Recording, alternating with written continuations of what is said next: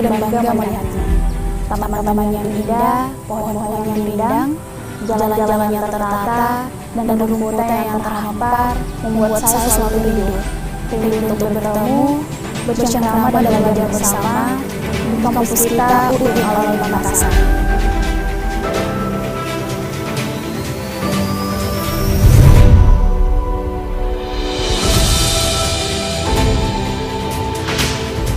Saat memasuki area kampus, kita akan disambut dengan senja yang menyejukkan dengan suasana panorama alam yang menyedihkan. Di UIN Alauddin, manusia dan alam terasa bersahabat. Kampus benar-benar menjadi tempat ternyaman untuk belajar dan mengembangkan potensi diri. Beberapa kali sepekan saya menikmati fasilitas jogging track yang memiliki lapangan sepak bola. Jika sudah lelah, saya beristirahat sejenak di Taman dan Wanita UIN Alauddin. Udara yang segar dan suasana yang damai menjadi obat bagi pikiran yang lelah dan jiwa yang penat.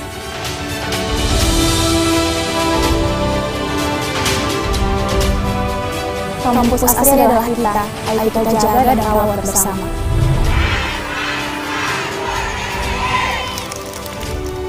Kampus asli adalah cita yang terus kami ikhtiarkan di UIN Alauddin Makassar. Kami selalu percaya, perubahan besar hanya dapat terjadi jika kita mau bersinergi.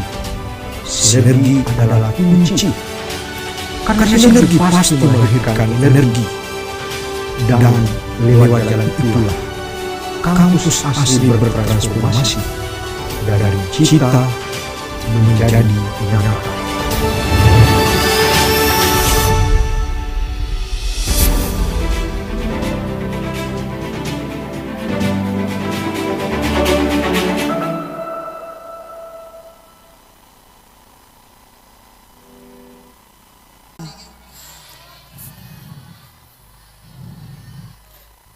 How are you today?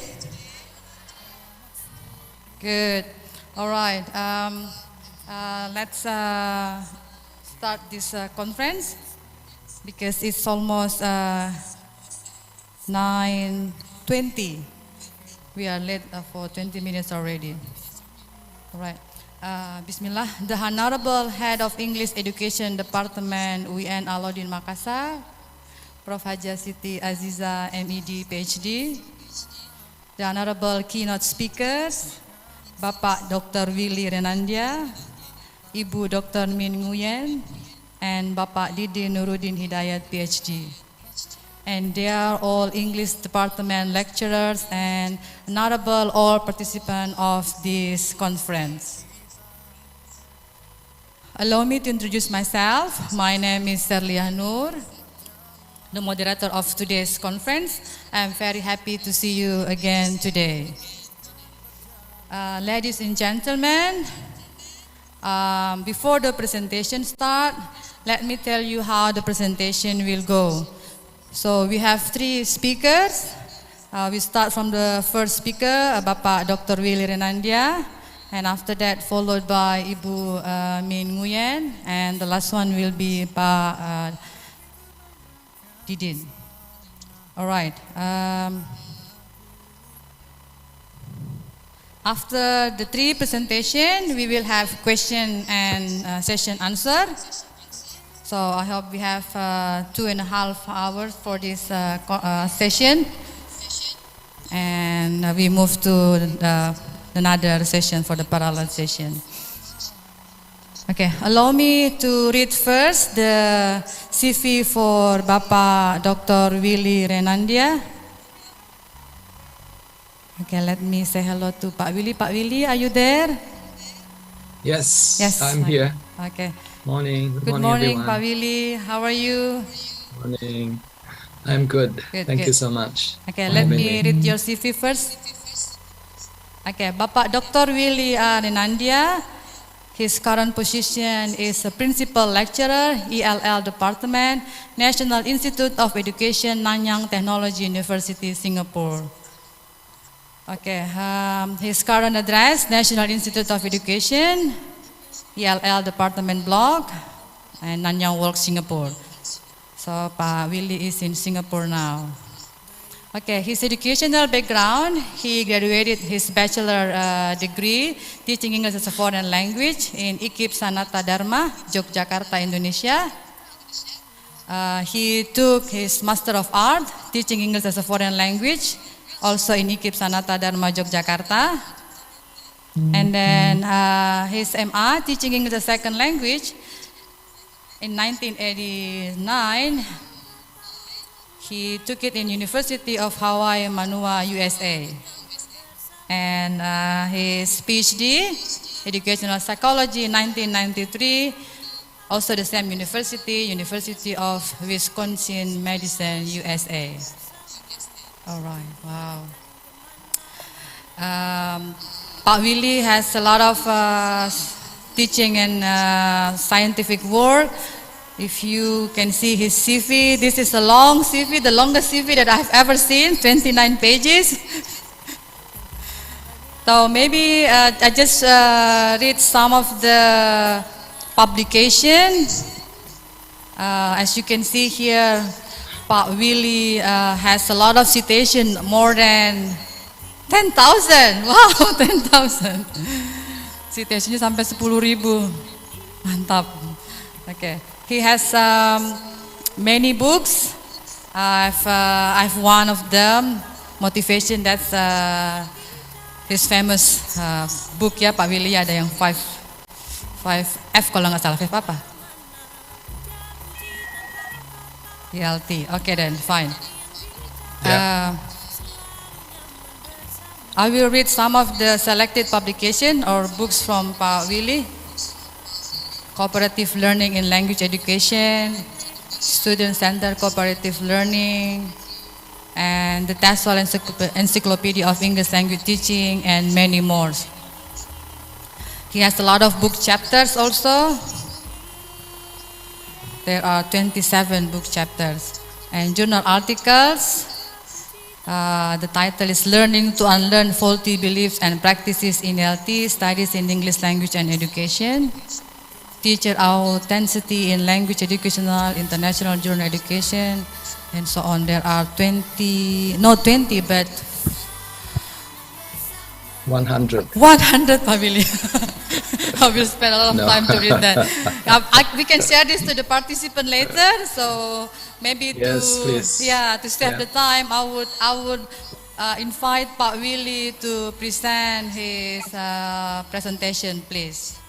If you don't mind, you have 30 minutes. 30 minutes? 40 minutes? Yeah, 30 minutes, sir. Yes, good morning, everyone. Can you please ask the host to give me access to the screen share button? I am not able to share my screen yet.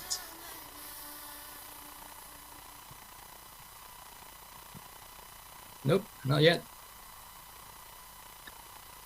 Morning, Ibu. Yes, committee, please, can you share the... Committee, please give me access to the screen share button.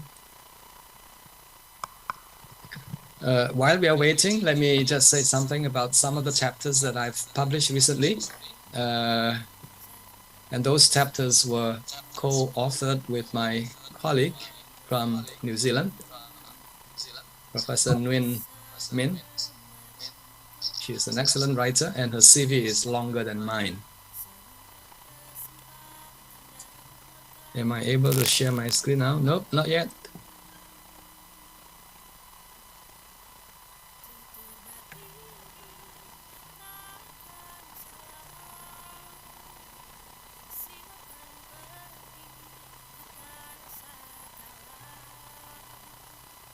Nope.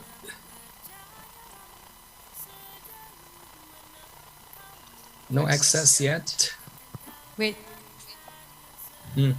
Okay. Wait for a minute, please.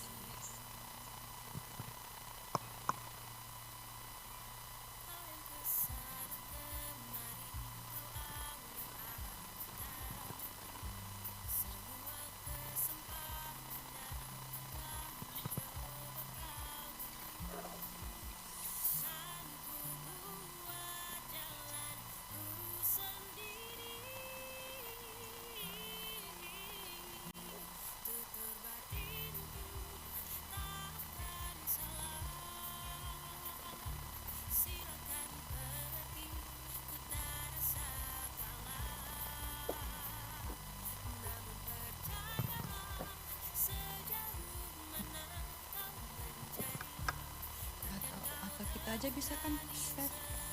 Tapi kan kita saja.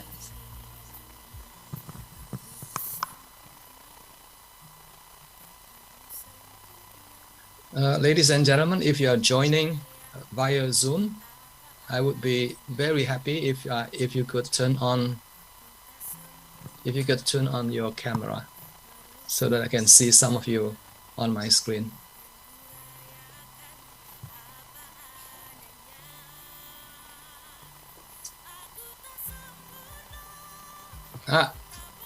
Yes, it's working now. Now I can share my screen. Good. I hope you can see my screen. Ibu, please check. Yes.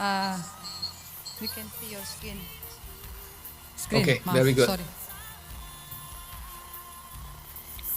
Okay. Good morning, ladies and gentlemen. As you can see from my screen or from your screen, the title of my presentation is Learning to Unlearn Misguided Beliefs and Practices in ELT, in English Language Teaching.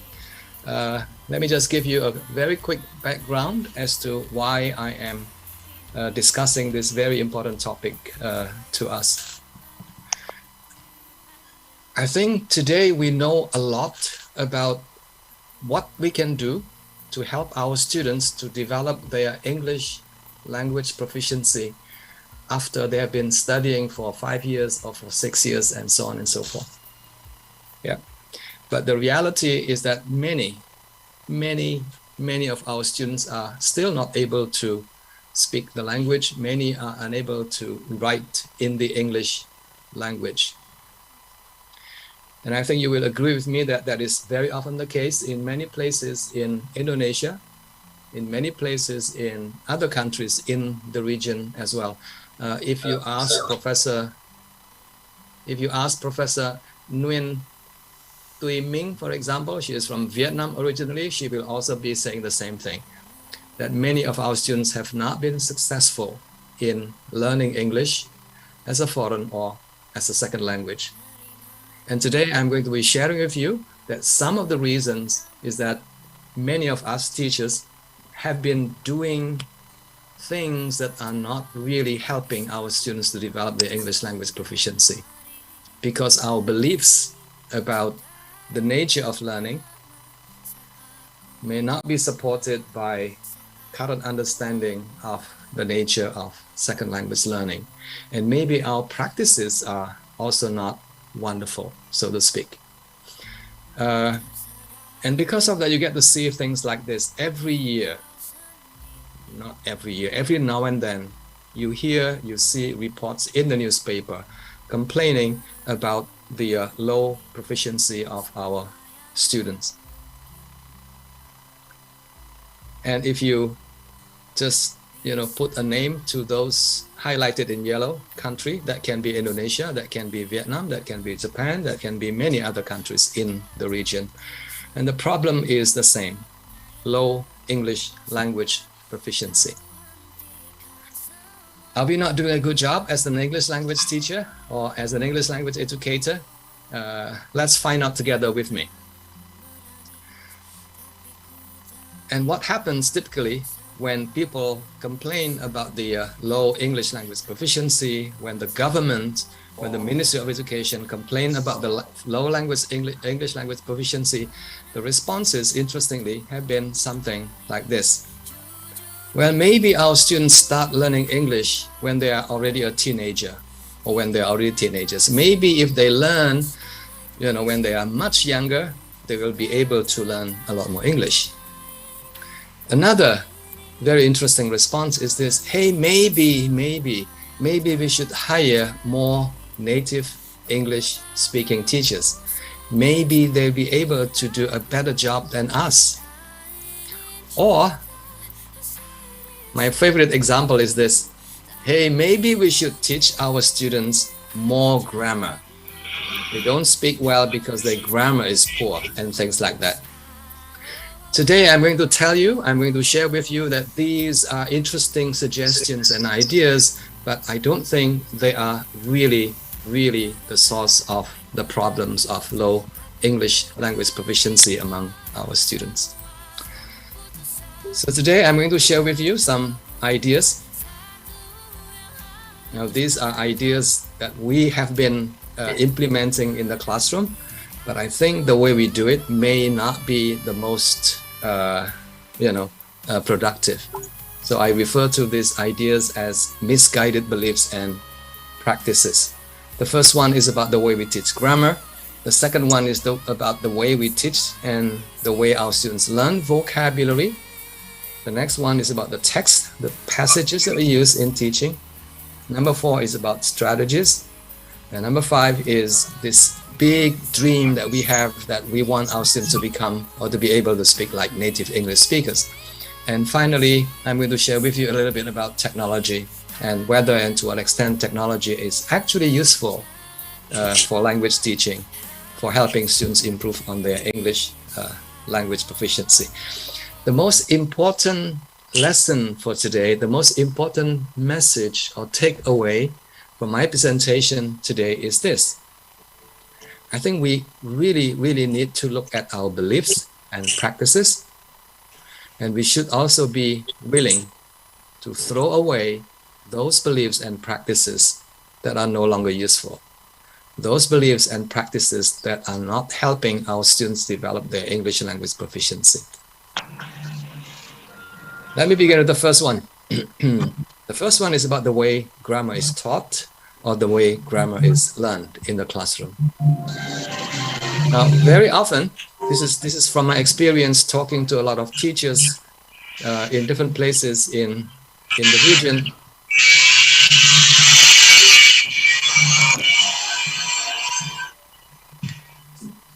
When I ask them why the students can't speak very well, the answer usually is, well, because their grammar is bad. I think we need to teach them more grammar. In the same way, when I ask them, hey, why your students can't read very well? Again, the response is quite typical. Well, maybe their grammar is bad. They need to learn more grammar. And interestingly, when students say that they don't like English lessons, and the answer is teach them more grammar, I think that's the other way around. It's because of the grammar lessons that we teach that the students don't find our English lessons interesting. And when they don't do well on the examination, again, the response is teach them more grammar. Bapak Ibu, ladies and gentlemen, I think we need to understand a little bit about grammar. Yeah. One thing to remember is this. Do we need to teach grammar? The answer is yes, we do. But what kind of grammar should we be teaching our students? That is the problem. That is the most important issue here.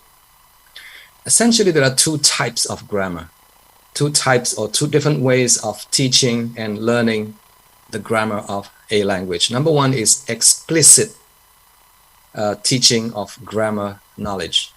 The other one is known probably as implicit, learning of grammar knowledge. If I were to ask you which one is more useful for language learning, for language acquisition, does anyone want to answer? Let me ask my friend from New Zealand. Which one is more useful? I think she's going to say both are useful.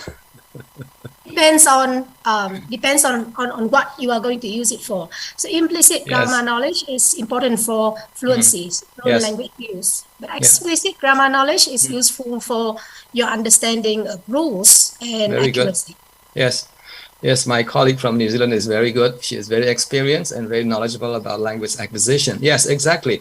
So I think what she is saying is, yes, they both can be useful, but they're useful for different reasons. They're useful for different purposes. However, Bapak Ibu sekalian, ingat, please remember that what you normally do in the classroom, what we or many teachers do in the classroom, is teaching the explicit grammar knowledge. And that's mostly all that you do. For example, you'll be looking at the present tense, that is grammar knowledge. And then you spend like maybe 10 minutes, you spend 15 minutes explaining what the present tense is, what the rules are about the use of the present tense, and then you give your students a lot of practice exercises, hoping that your students will be able to use the present tense when they speak, when they communicate in the English language. It doesn't happen that way. It doesn't happen that way. If you teach rules of the tenses in the English language, the students will understand those rules. They know the rules, but they may not be able to use the rules for speaking or for writing. Yeah. So the thinking today is this: explicit grammar teaching, yes, we can do it, but keep it small. Don't overteach.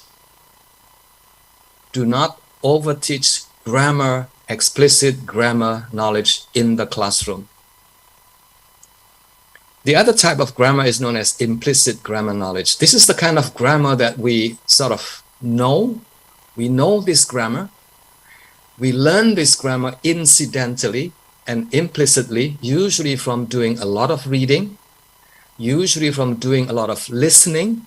You understand messages from listening passages, from reading novels and things like that.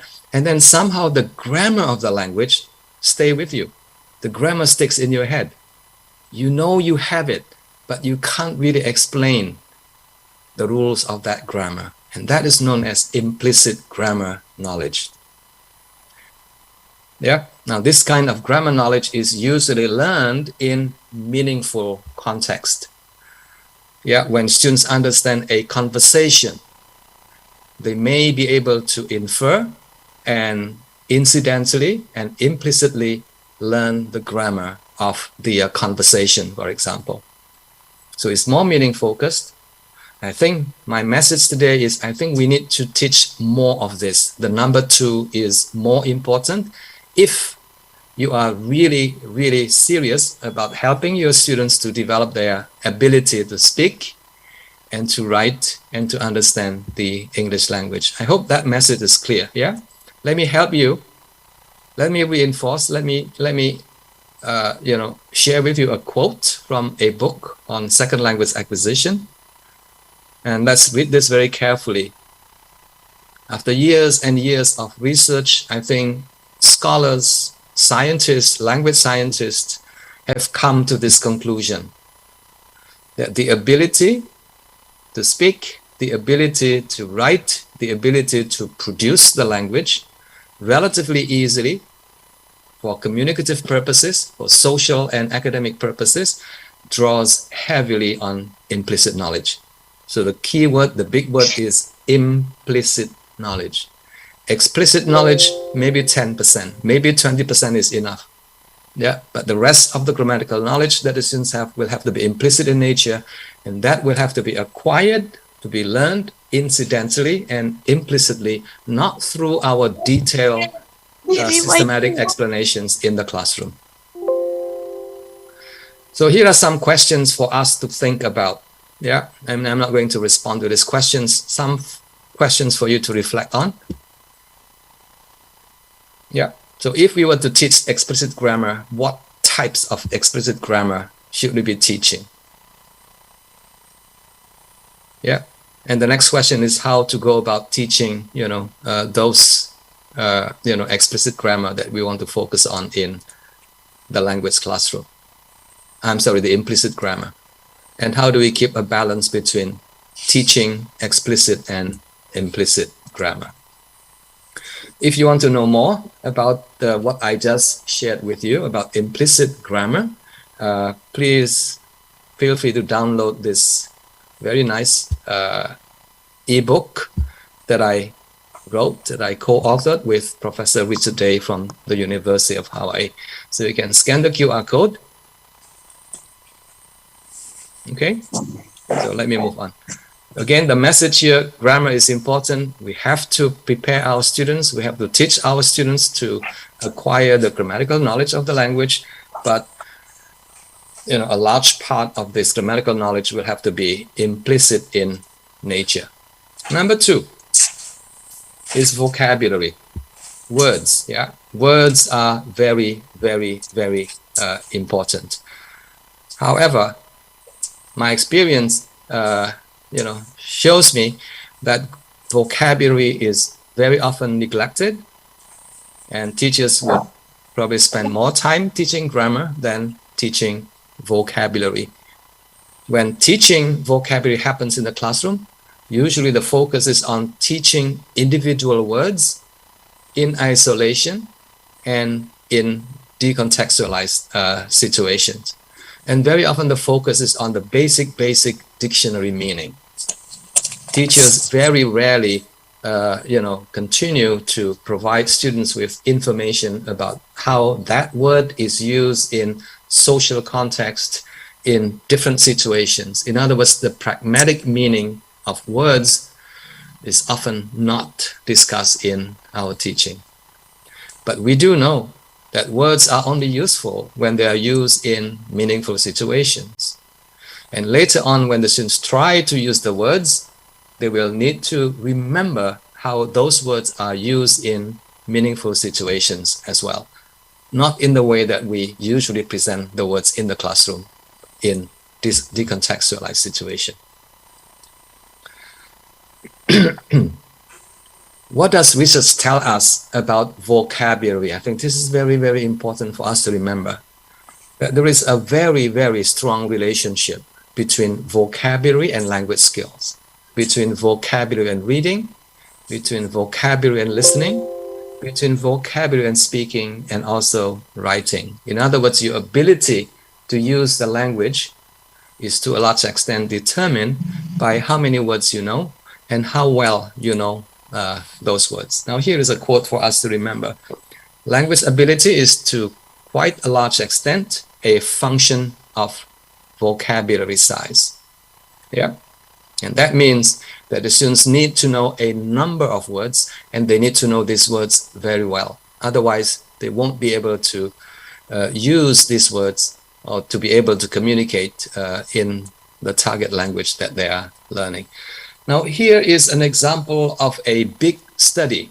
I know it's a bit messy there, but the study I think is very interesting. And the study shows you the strong influence of vocabulary on listening comprehension, on people or students' ability to comprehend, to understand.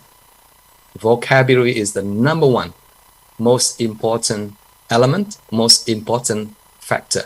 Now, let me just give you a very quick background. The researcher is interested in understanding the variables, the factors that influence students' ability to understand spoken language. So the researcher looked at a number of factors. Yeah.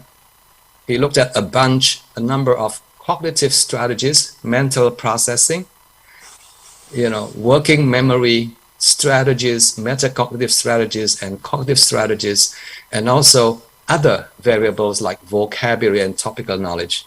And he wants to find out which of these variables is the most important in predicting, in influencing students' listening comprehension. The result is very clear. All of these variables are related, but the most powerful are two. Number one is topical knowledge of the topic of the listening comprehension, but the most important one is vocabulary. If you can see the small print there, it's like 0.67% of the relationship between vocabulary and listening. Very, very big influence on comprehension. So the message is very clear that we need to spend a bit more time teaching our students vocabulary. And we should also go easy on the teaching of grammar, because if you look at the big picture between grammar and vocabulary, if I were to ask you between these two, which one is more important? Generally speaking, vocabulary is more important. Let's look at some observation here from students. These are students from an Asian country, and when the researchers ask them why they find it difficult to understand spoken language, for example, this is what they say.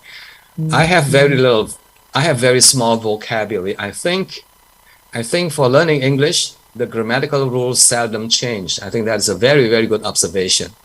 From junior middle school to high school, we can cover nearly all the English grammatical rules. The rest is about building up my vocabulary. If I come across one new word, I often get stuck and I cannot catch the rest of the information. This happens all the time, especially in the context of students learning English or learning any other foreign languages. When they can't understand the words, they are stuck and they may not be able to understand what is going on. It's not the grammar actually, it's the vocabulary. So what does it mean to us? Minimally untuk Indonesia, for Indonesia, I think your job is to help your students to learn at least, or to acquire at least 2,000 words. For speaking purposes, 2,000 words is more than enough. Yeah. If you have the time and if you have the resources, I think you can further help increase your students' vocabulary size up to 5,000 for reading and writing, especially for academic reading and writing, and maybe more, maybe 8,000 words for understanding more complex technical text and for producing more complex text as well. Yeah, 2,000 words is more than enough. I think I mentioned very briefly earlier on teaching words in isolation. So you pick up a new word that the students don't understand, and then you explain the word and provide the students the meaning of the word and provide a sentence. I think that is considered not enough. Not enough at all. You need to provide students with the opportunity to see how the words are used together with other words. And they form lexical groups or lexical chunks, or sometimes called formulaic expressions, like this one. Yeah. The word make do usually comes together. Yeah, make it up. They travel together. They're usually found together like that. To make fun of. That is another word combination that often travel together.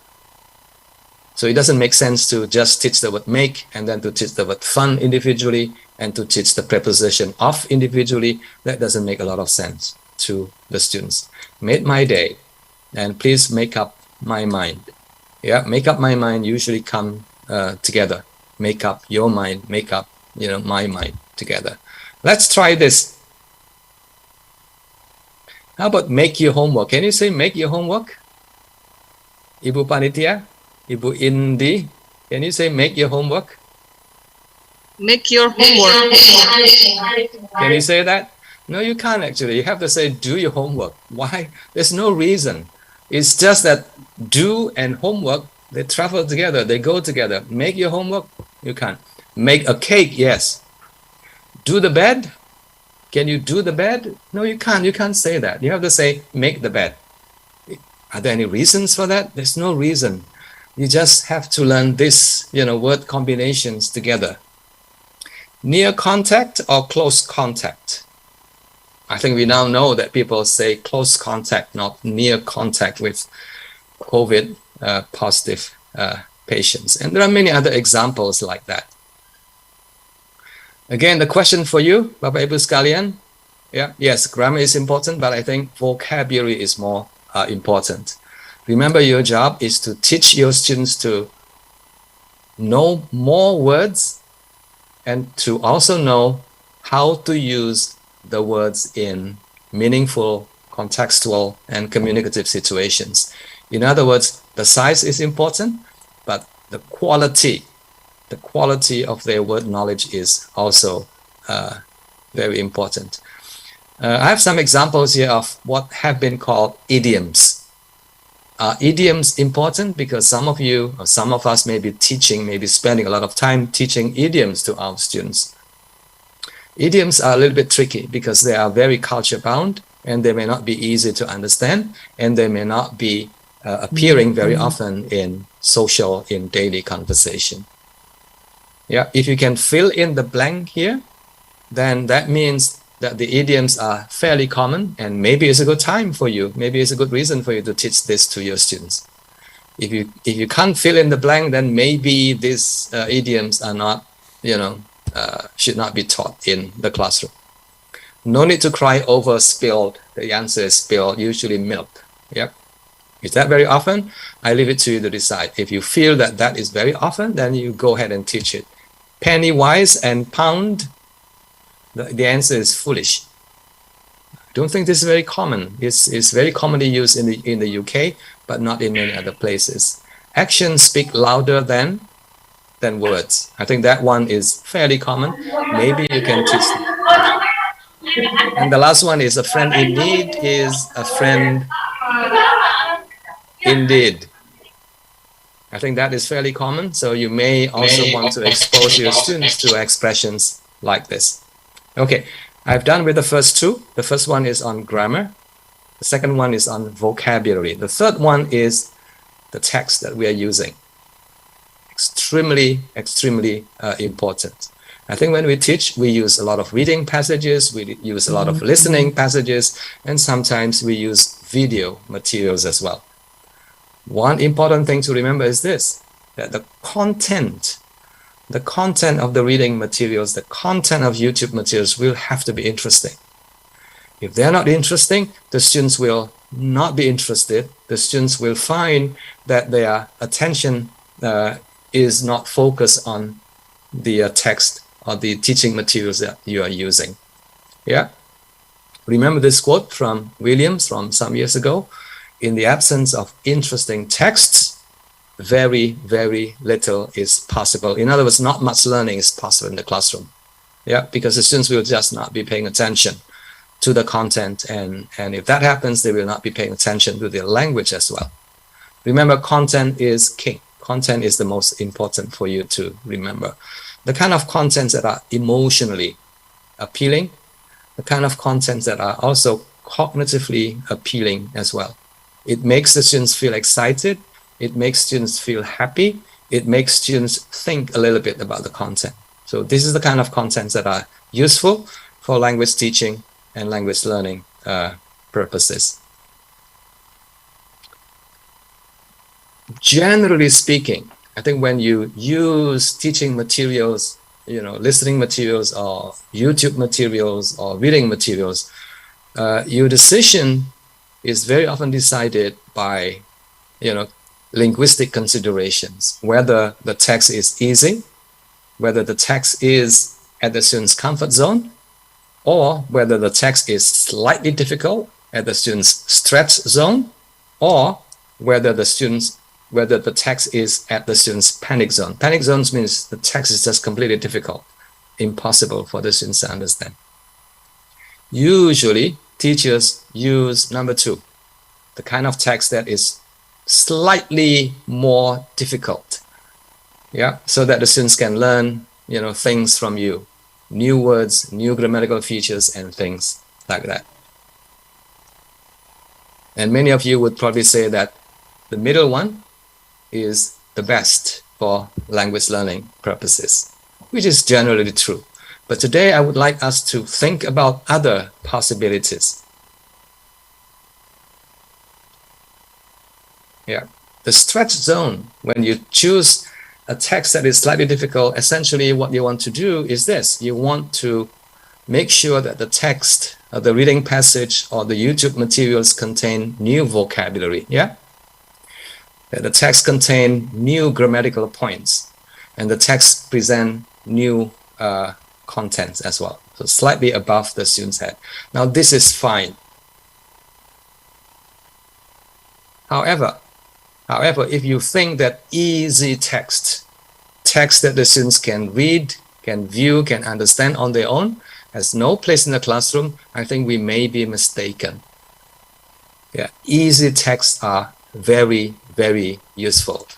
And I will explain why easy texts are very useful. Easy itu artinya mudah dibaca, mudah dipahami, mudah dimengerti. When the students spend time reading it, they find it, they can read fluently, they can listen with greater understanding, and they enjoy the process as well. Now the theory says very clearly that easy text, comprehensible text is very useful. Remember what I mentioned early on about implicit grammar? Ingat ya, Ibu ya? Implicit grammar. How do you acquire implicit grammar? I think you acquire a lot of implicit grammar of the language by doing a lot of reading and listening of easily understandable, understood materials. And that also allows students to do a lot of consolidation, a lot of restructuring, If they get to see the same thing again and again, they will remember better, and they will strengthen their previously acquired knowledge better as well. And this is very useful when it comes for the students to actually produce the language, communicate using the language that they just learned from reading all these passages. Yeah. So Bapak Ibu sekalian, my message to you in relation to text selection is this. Please make sure that you provide students with a lot of opportunities to experience, to enjoy, and to learn from reading and viewing easy materials. Sorry. Again, questions for us to think about later at home. Yeah, think about this. If you want to have a further discussion about these questions, please drop me an email. Or if you know my WhatsApp number, you can send me a text message. And I'm very happy to discuss further with you. So the question here is, okay, if easy text is important, if interesting text is important in our teaching, where do we find these materials? From the course books, from the textbooks that we're using, very difficult to find materials from, relevant materials from the course book. We have to find it elsewhere. The answer is you need to provide sources that are available on the internet. But you can't just tell the students, Google it. I mean, that is not going to happen because the students may not be able to find easy, comprehensible, interesting materials from the internet. You need to provide help. You need to provide sources, links to the students. Now, here is an example of a very, very useful resource for your students, available for free as well. From Asia Foundation, there's a lot of stories that the students can read online, and they can also download the books online. Very easy, very simple, very interesting stories that are available for free. Yeah, Bapak Ibu, if you think that you have done a good job when you have covered the syllabus, when you have covered all the teaching materials in the course books, I think you are mistaken, because that's not how students can develop their English language proficiency. Just by listening to our explanation in the classroom, just by going through every single lesson in the course books, by us going through everything in the syllabus, is that enough? The answer is no, it's not enough. The students will have to go beyond what is available in the classroom. Sorry. If it is too much trouble for you to find resources on the internet, I would recommend that you consider signing up or subscribing to this digital library. It's called X Reading. Now, the library is available, but not free. You have to pay a little bit. But the digital library contains more than 1,000 books that students can read, that the students can listen at the same time, anytime and anywhere. So it's a very, very, very useful resource for the students. It's called X Reading. So later today, you can spend time exploring what X Reading is all about. I'm sorry, but... Number 4. Yes, I'm almost done. Okay, great. Okay, thank you. Yes, give me a few minutes. All right. Yes, number 4 is learning strategies. It's a very popular topic among teachers everywhere in the world. And some teachers actually believe that strategy or learning strategies is like a magic bullet. If you teach your students these strategies, they will develop their proficiency very, very quickly. I don't think that is justifiable. I don't think that is supported by research. Now, here are some of the reasons. I'm going to be very quick here. Yeah, the reason why strategies are very popular is this. Researchers find that good language learners use a lot of strategies. Not so good language learners do not use a lot of strategies. So the thinking is, if we teach not so good students how to use strategies, the English language proficiency will then develop. That does not usually happen. Yes, there are a lot of positive associations, correlations, between strategies, use, and proficiency, but I don't think strategy is the most important factor that influence the development of language proficiency. I hope you remember the example that I gave you earlier on about the many factors that influence comprehension. The most important, I hope you remember, the most important is number one, topical knowledge, and number two is vocabulary. Strategies are useful, but they're not the most important for you to remember. Yeah. I think I'm going to skip this a little bit.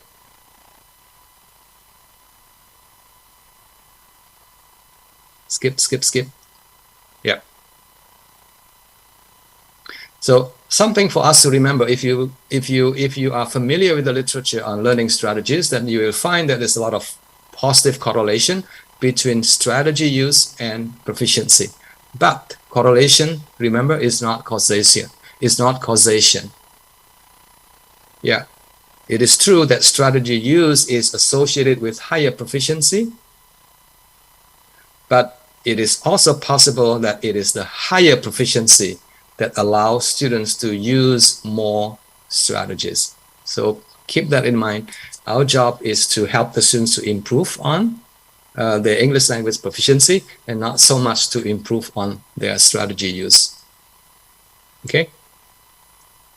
Here is a good piece of advice from a cognitive scientist.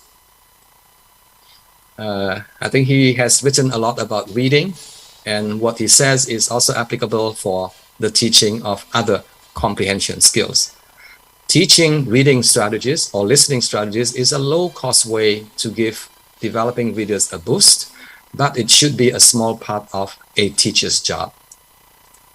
And this is what he says that to me is very, very important for us to remember.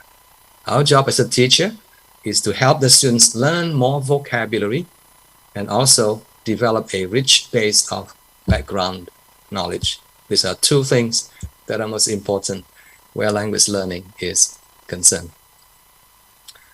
Ibu, give me another minute, yeah?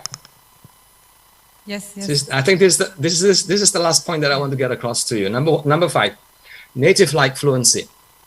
For many years, teachers believe that their job is to help the students develop the kind of proficiency that is quite similar to that of a native speaker. It's considered the gold standard.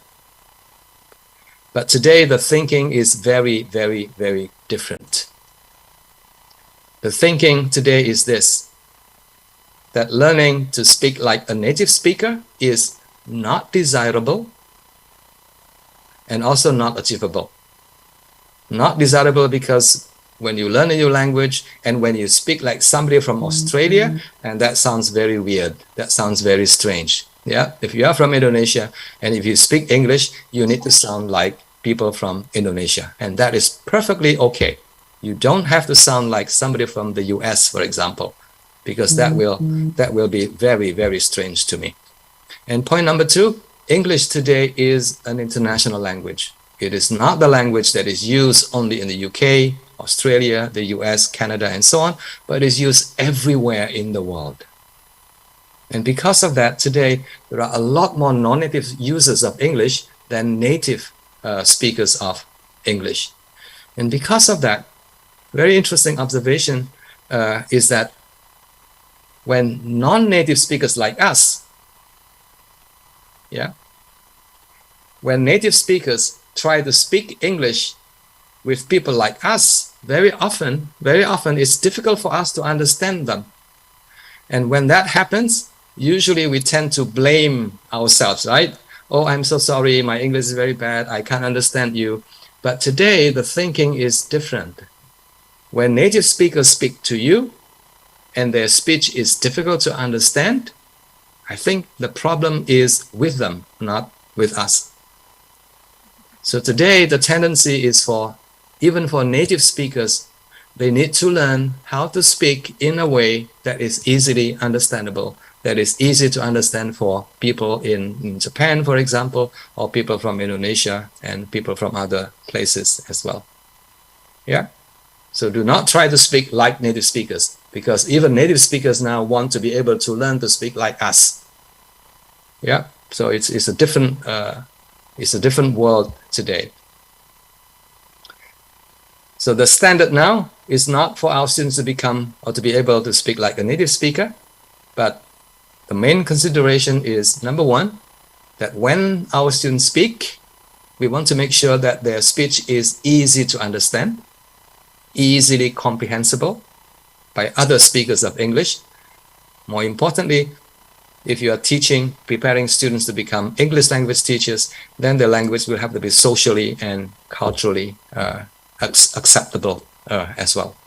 And finally, it is important for us to remember that it is perfectly okay to be bilingually competent and multilingually competent, which most of us already are. So if we learn a new language, we just add another language and we become even multilingual in that respect. Yeah. So the standard today is this: we have to be locally competent. When you speak to your friends in English, they understand you. Regionally competent. When you speak to people from Vietnam, from Thailand, they understand you. And finally, internationally competent as well. When you speak to a broader, audience, people will also understand you. So, ladies and gentlemen, I think I'm going to end there for today. Remember, I've shared with you 5 points. The first one is about grammar. The second one is about vocabulary. And the third one is about the text that we are using in the classroom. Number 4 is about strategies. And the last one is about native speakerism. So think about those topics and see if you can make adjustment so that you can better support your students in the process of learning English or French or Japanese or whatever language that they are learning. Thank you so much for listening, and I'm happy to take questions now from you. Thank you very much, Pak Willy, for the informative and interesting topic. So for the question and answer session, we have about 100 in this room, and also in the Zoom meetings about 90 participants. So any question from the floor? Okay, one. Can you raise your hand? Can you just ask? Can you just stand up, please, and then? Yes, there are 2 people there.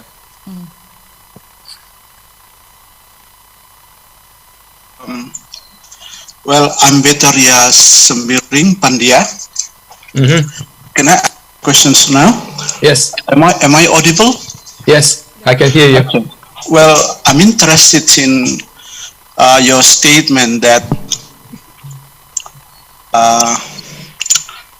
easy text is very useful in teaching the students. Very useful, yes. Yeah, but probably we need further explanations of how to decide or how to judge whether a text is easy, difficult, or too difficult. And how do we do it to the text, and also how do we do it in terms of students' characteristics? That is my first question. Yes. The second question, well, you say that nowadays in the world of today, that the purpose of teaching English is not anymore native speakers like. What about thinking of the meaning of native speakers like? It is not exactly like the native speakers, but at least we are approaching to be like native speakers like. Yes, thank you for your question. Yes, because this reminds me of the theory given by Salinker long time ago. Yes, that is interlanguage. Yes, okay, those are my questions. Thank you very much. The second one, Salinker. Anyway, my name is not Betaria, but I listen to you. My name is Berlin Sibarani. I'm going to present a paper also at 11 today. Okay. Yes, it's good for you to announce to the people that you are presenting so that a lot of people will come to your session. Very good question. Let me take the second one first. Approaching. Approaching can be, 1 meter away. It can be 1 kilometer away from being a native-like, or maybe from, even further away. Approaching is a good word to use. But the point again is the same, that we will never, if you learn English in Indonesia, for example, you will never be able to get close to the competent level of a native speaker. It's not possible. Tidak mungkin. That's why I said it's not desirable. Yeah, you can think about how you can get there, but you will never be able to get there. It's not achievable. I think we know from research, we know from experience that it is an impossible task. Yeah. And it's not an important task as well, because again, the goal today is for you to be able to speak, to make yourself understood, to be more effective in your presentation when you speak to other people, in the way you package the information, whether it's speaking or writing. There's no need at all for you to be speaking, to be able to speak like a native speaker. Plus, the other dimension is about your identity, your national identity, or your ethnic identity as a speaker from Indonesia. I think you want to maintain that. You want to be able to say, hey, I'm from Indonesia, and I can communicate in the English language. And that is all that is more important than presenting yourself like, hey, I'm from Indonesia and I speak like somebody from Australia. I don't think that is necessary. The first question was also very spot on. Very, very good question. To the best of my knowledge, or the best way to find out whether a text is easy to understand is for us to not making a decision for our students. I think we need to check, we need to consult our students, ask them whether and to what extent a text is comprehensible. You can ask the students you can teach your students a very simple trick. Tell them to read a text, and every time they come across a new word, one finger is up. Another new word that they encounter, or another grammatical point that they don't understand, there's another finger is up. If all 3 fingers are up like this, that means the text is just too difficult. Forget it. Yeah, throw it away. And help the students to find more relevant, more comprehensible text. The next question, which is more important, is what is interesting and what is not interesting. Again, very often we make the decision for our students. We believe that certain texts are interesting, but our students soon find out that the texts that we have selected for our students are not interesting at all, because we are looking at the content from very different perspective, from an adult perspective and from a teenager's perspective. I think we need to respect our students' opinions, and we need to consult them. We need to find out from them what is interesting and what is not interesting, and what is easy and what is not easy to understand. Yeah. What it means is that we need to work with our students, we need to consult them, we need to know our students better. I think that is a tendency today in education in general. We don't make all the decision in the classroom. I think we need to share with the students the decision-making process in terms of what to learn, in terms of what is interesting, what is not interesting, what is useful and what is not useful. Thank you very much for the question. Thank you very much, Pak Sembiring, for the question. I invite the second, yes, Ibu from Banten, please. Oh, Ibu from Banten, yes. Yeah. Thank you very much, Pak Willy, and also moderator. It is a very interesting topic, and always be interesting topic from you, Pak Willy. I think it is a very extraordinary ideas for me that it is okay for the students not native like, because usually the students and also me myself not really feel confident when we are not native like.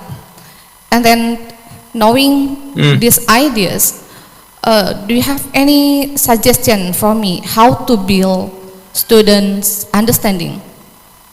Or maybe awareness for me and also my friends that to speak English, it is okay, Indonesian English, not native. Oh, it's perfectly okay, like yes. English. But the important consideration is when you speak with Indonesian accent, find out whether your speech is understandable, whether your friends understand you, whether people from Thailand understand you, whether people from the UK understand you.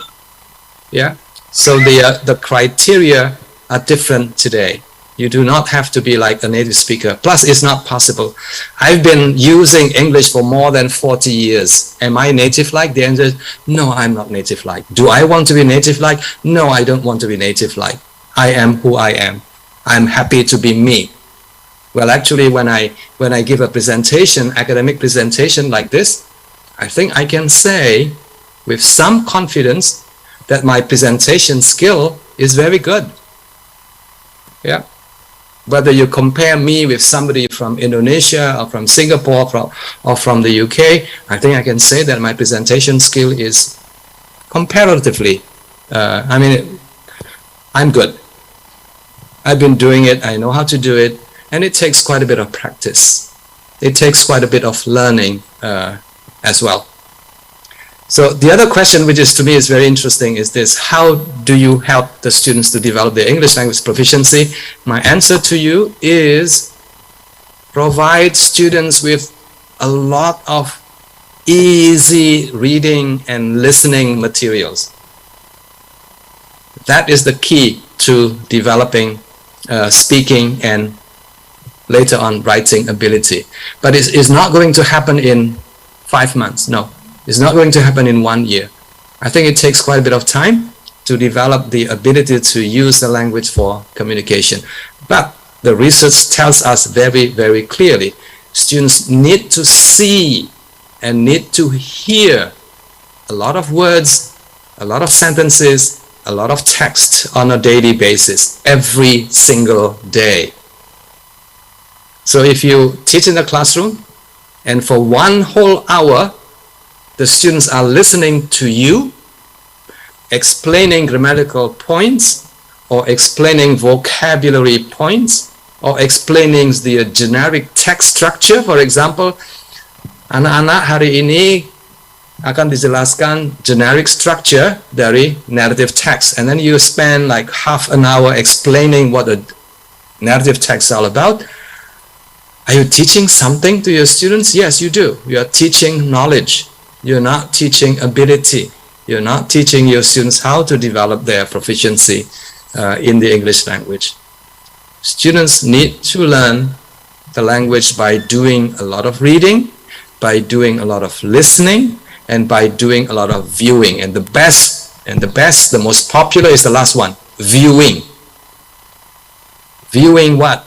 YouTube videos. Viewing what? Movies. Viewing what? Cartoons, comics on the internet. Those are the best materials for the students. Back to you, Ibu. Yes, thank you very much, Pak Willy. The next question will be also from this room, from offline. Yes. Ibu, Yeah, please introduce yourself, please, Ibu. Yeah. Thank you very much. Yes. Okay, thank you very much. I'm very happy today. I'm Alfu Nikmah. I'm from IAIN Kudus. I would like to share. IAIN Kudus, Pak. IAIN Kudus. Yes, Kudus. Yes, I know Kudus. Central Java. Central Java. I would like to share about my experience. Before I'm a lecturer, I was a teacher at senior high schools. Actually, some of teachers, teach grammar actually in the senior high school or junior high school. They tend to just give the materials about structure or grammar only, because actually they what is it? They have to finish the materials. and they have to what is responsibility how the students have the high score or good score in English examination, and so that's why maybe our students lack of speaking, or they are not able to speak well, though they have studied for about 10, if we can count maybe from elementary schools until senior high school. Yes, many years. Yes. That's true. And nowadays I developed my teaching with the I'm really interested with the learning today about what is it about implicit and explicit teaching grammar. I developed my teaching. Maybe it is like this, combining what is integrative teaching or learning. So I teach grammar just a little bit, and then I force my students to speak, and I combine some game, and they have to speak just maybe write. They can write or make something, a new sentences, and they have to speak up without reading and without making a concept. So they can make concept first, but they have to force themselves to speak. But Prof, the problem is actually we just have a little times in what is it speaking practice, and just in the class, but actually our atmosphere here we cannot develop our learning, especially to force our reading speaking practice. So that's why though actually they have studied in the class using integrative or explicit and implicit grammar in the class, but they can't continue their learning after school. Thank you. Yes. Ibu, I think that's a very good question, and that happens everywhere. In many places in Indonesia and also in many other places. It is true that the classroom is not enough. Time is limited. Plus number 2, the teachers are usually busy teaching the kind of materials that will be examined in the future. So very often we are teaching to the test. And that's a reality. But what we can do is to change the way which is. I'm glad that you mentioned that you now don't spend a lot of time explaining or talking about grammatical features. I think that's a very good point. The next thing that you might want to do is to teach in such a way so that the students feel very excited and feel very curious after your lesson is over. Let me say that again. If you are able to create a classroom learning situation where the students feel very happy, where the students feel excited, where the students feel motivated, where the students feel genuinely curious, I think chances are higher that they will continue beyond the classroom. They will continue learning beyond the classroom. And when that happens, there's a much greater chance that the students will explore further from the internet, from YouTube, and from many other sources, and they will be able to learn a lot of language, to acquire a lot of implicit knowledge, and after 1 or 2 years, you'll be surprised that they become very good at expressing themselves, either in writing or in speaking in the language. So your job actually is not to teach. So try to think about this. Teach less. Teach less, mengajarnya sedikit, dikurangi. But try to create a situation where the students feel motivated, feel interested, and feel genuinely curious, so that they want to find out about things more on their own after the lesson is over. Bapak Ibu pernah mendengar ya, namanya Merdeka Belajar, pasti pernah dengar ya? Pak. Merdeka Belajar itu pada intinya adalah learning beyond the classroom. Bukan learning the classroom ya. Learning the classroom, yes, it can happen. It should happen. But more importantly, the student should go beyond the classroom, merdeka, belajar di luar tembok-tembok kelas atau di luar tembok sekolah atau di luar tembok kampus. In other words, we want our students to explore learning opportunities that are available outside the classroom. And that is how learning can truly happen. But for that to happen, the students must feel excited. They must feel motivated and curious. Curious itu apa ya bahasa Indonesianya? Ingin tahu. Curious itu rasa ingin tahu gitu loh. Jadi nggak usah dipaksa. Kalau rasa ingin tahu itu muncul karena kita mengusahakan suatu situation where the students actually feel interested, I think they will do it on their own. Nggak usah dipaksa-paksa. Is that easy to do? It's not easy to do. Is it impossible to do? I don't think it's impossible. We just need to learn how to go about doing it. Yes. Okay. Thank you very much, Pak Willy.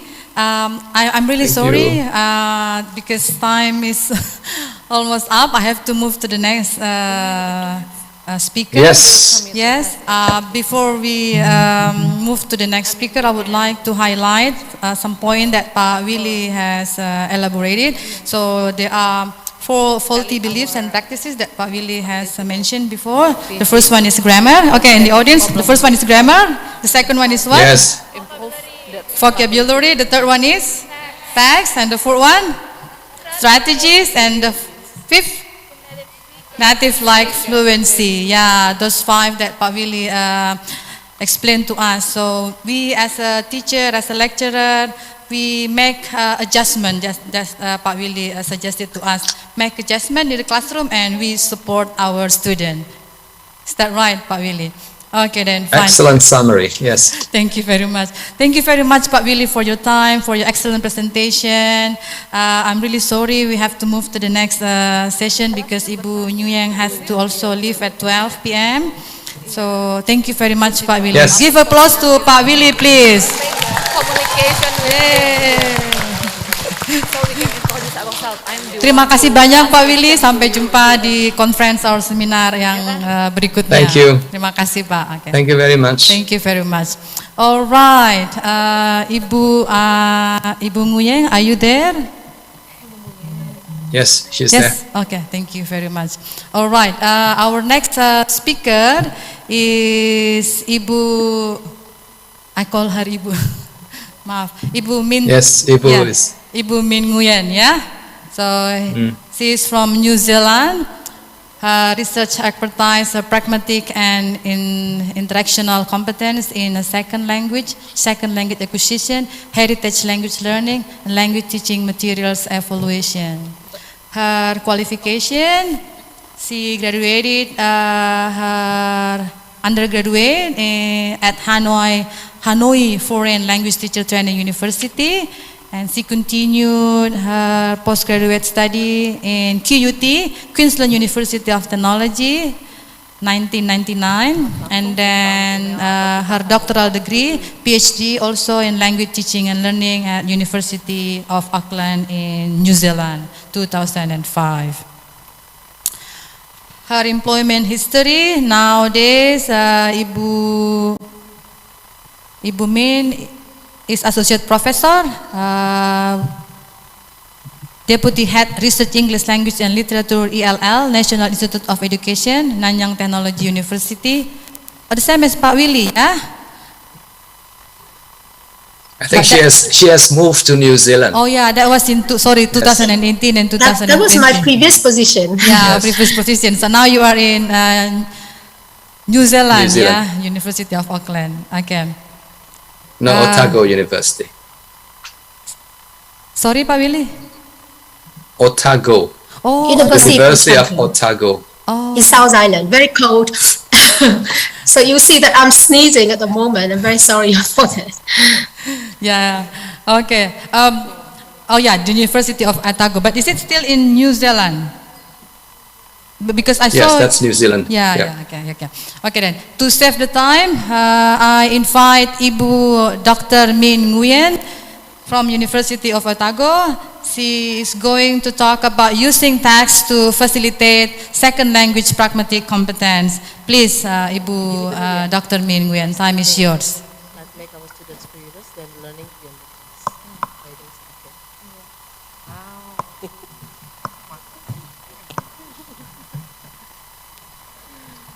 Your audio, Min. Yes. Oh, off again. Audio off again.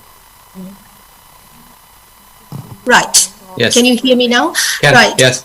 Yes. So firstly, I must apologize if I cough and sneeze during my presentation. I'm just down with a very bad cold at the moment. Oh dear.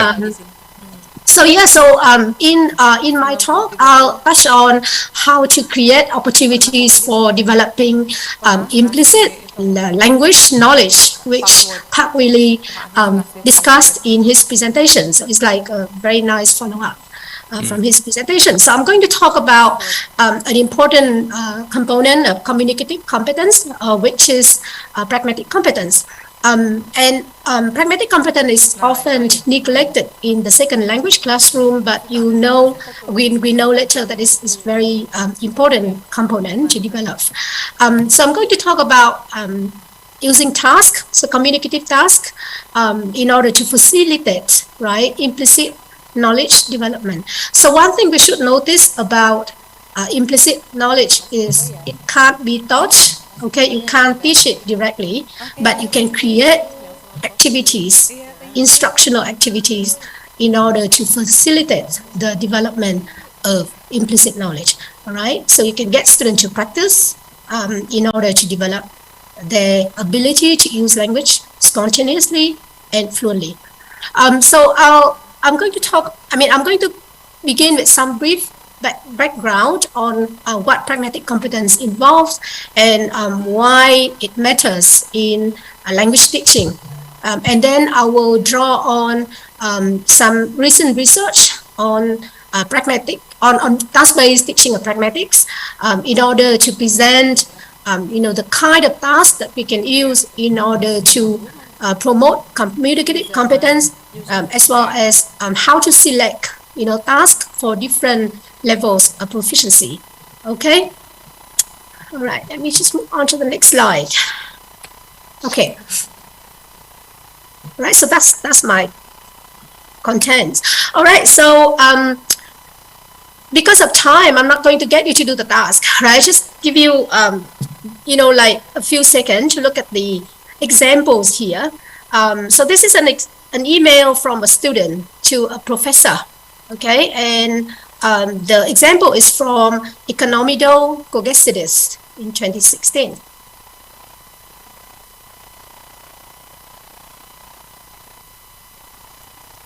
All right. Okay. So Iconele Second sent this email to 24 English native-speaking university lecturers for evaluation, and here are their comments, okay, on the email sender. So if you look at the comments, you can see that they're very negative. They say that the sender is rude, weak, a bit pathetic, imposing, authoritative, lacking in social interaction, abrupt, self-centered, bad-mannered, foolish, lack sensitivity to others, and inexperienced, right? So all negative comments, and the main problem that the lecturer pointed out, okay, includes, okay, although the student explained why they missed the lecture, there is no apology or recognition that the request that they make is additional work for the lecturer. And the student does not seem to give any consideration for the lecturer's time, and seems to assume that the lecturer is obliged to help them to do what they requested them to do. And whereas the professor is not, obliged to re-explain the assignment, as he or she may already explain it in the lecture. So the student didn't really show any recognition of that. And so instead of making a demand, the student should have asked more nicely. The email is perhaps too casual as well, given the context of communication. So compared to students, right, compared to the student, the professor has a higher social status.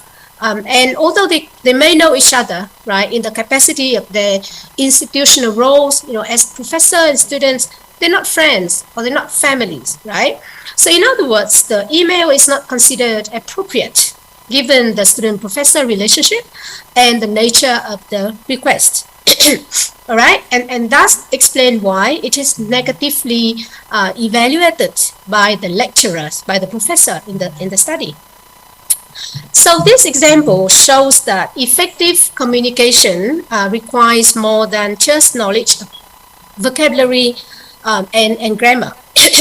It also requires the ability to appropriately express your ideas, your thoughts, your feelings, your intention to other people, and also accurately interpret, the ideas, the intentions, the thoughts and the feelings expressed by them as well.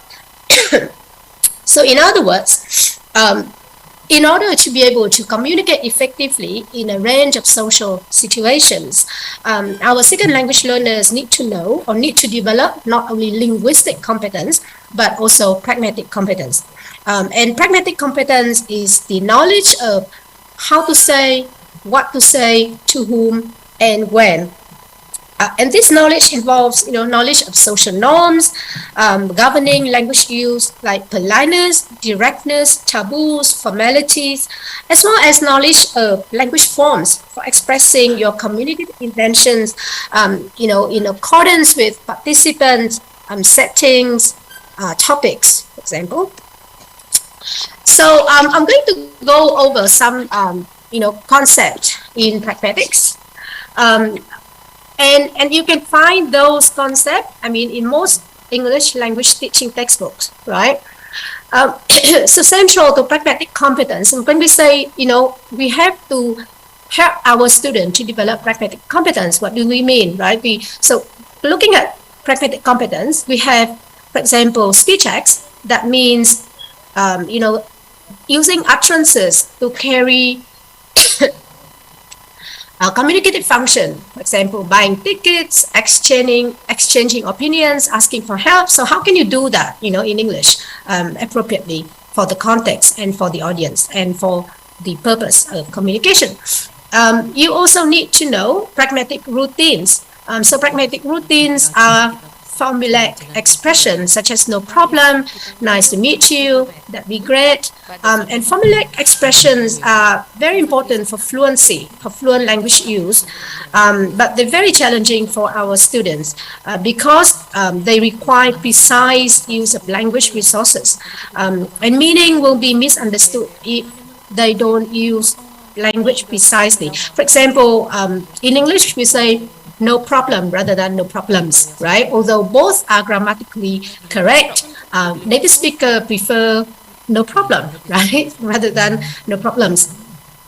Another example is, do you have the time versus do you have time, right? So where, just a slight difference in wordings can convey completely different meanings. So do you have the time mean, can you tell me what time it is?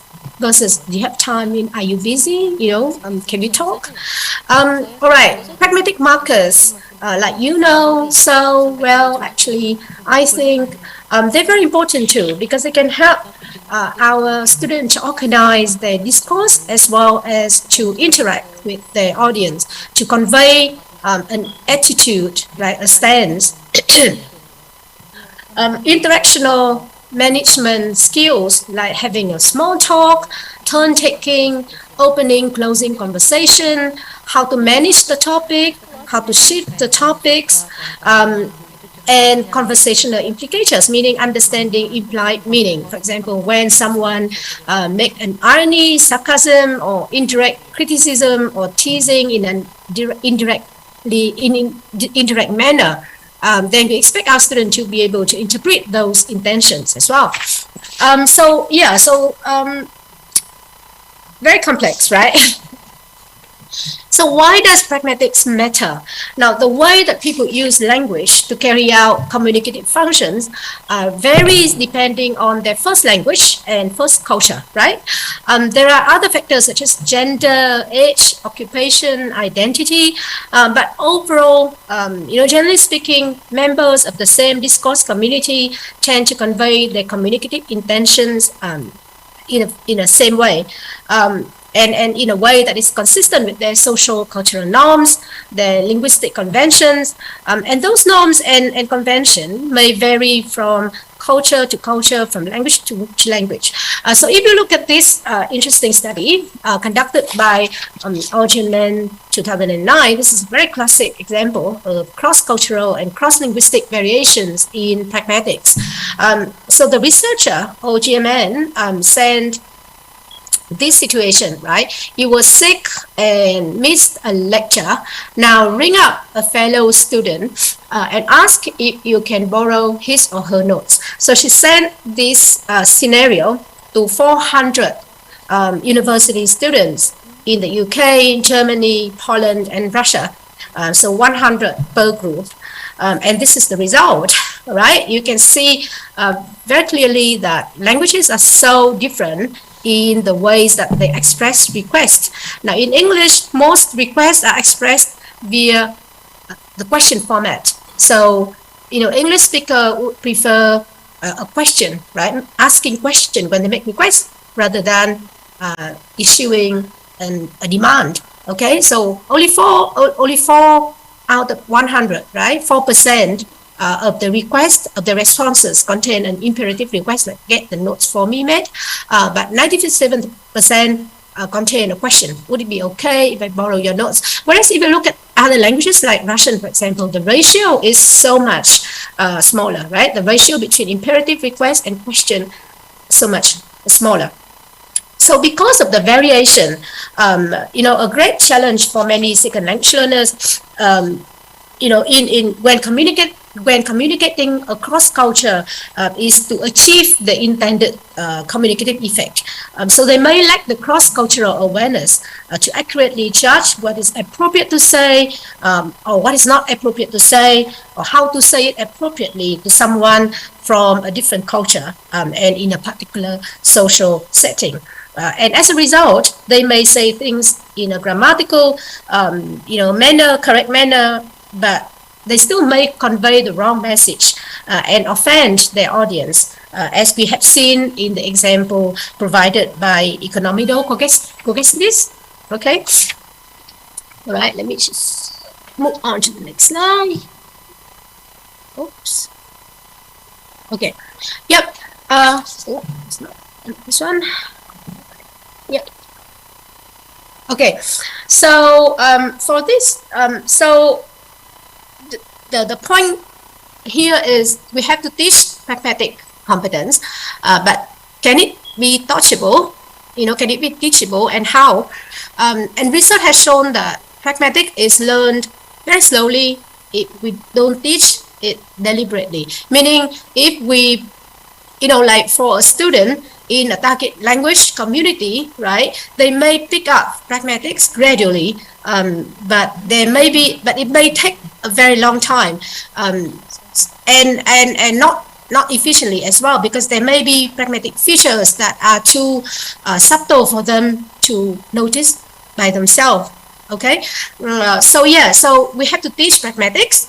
It is teachable, and research has shown that it is best facilitated when learners notice the connection between language forms. For example, when we say, can you pass me the salt? Okay, then can you here is not an ability question, but it's actually a request. So notice the form, notice the social function, and as well as the applicable context of use. So we use can you in low stake situation. For example, asking someone to just move, or asking someone to so that you can pass, or asking someone to pass you the salt on the table.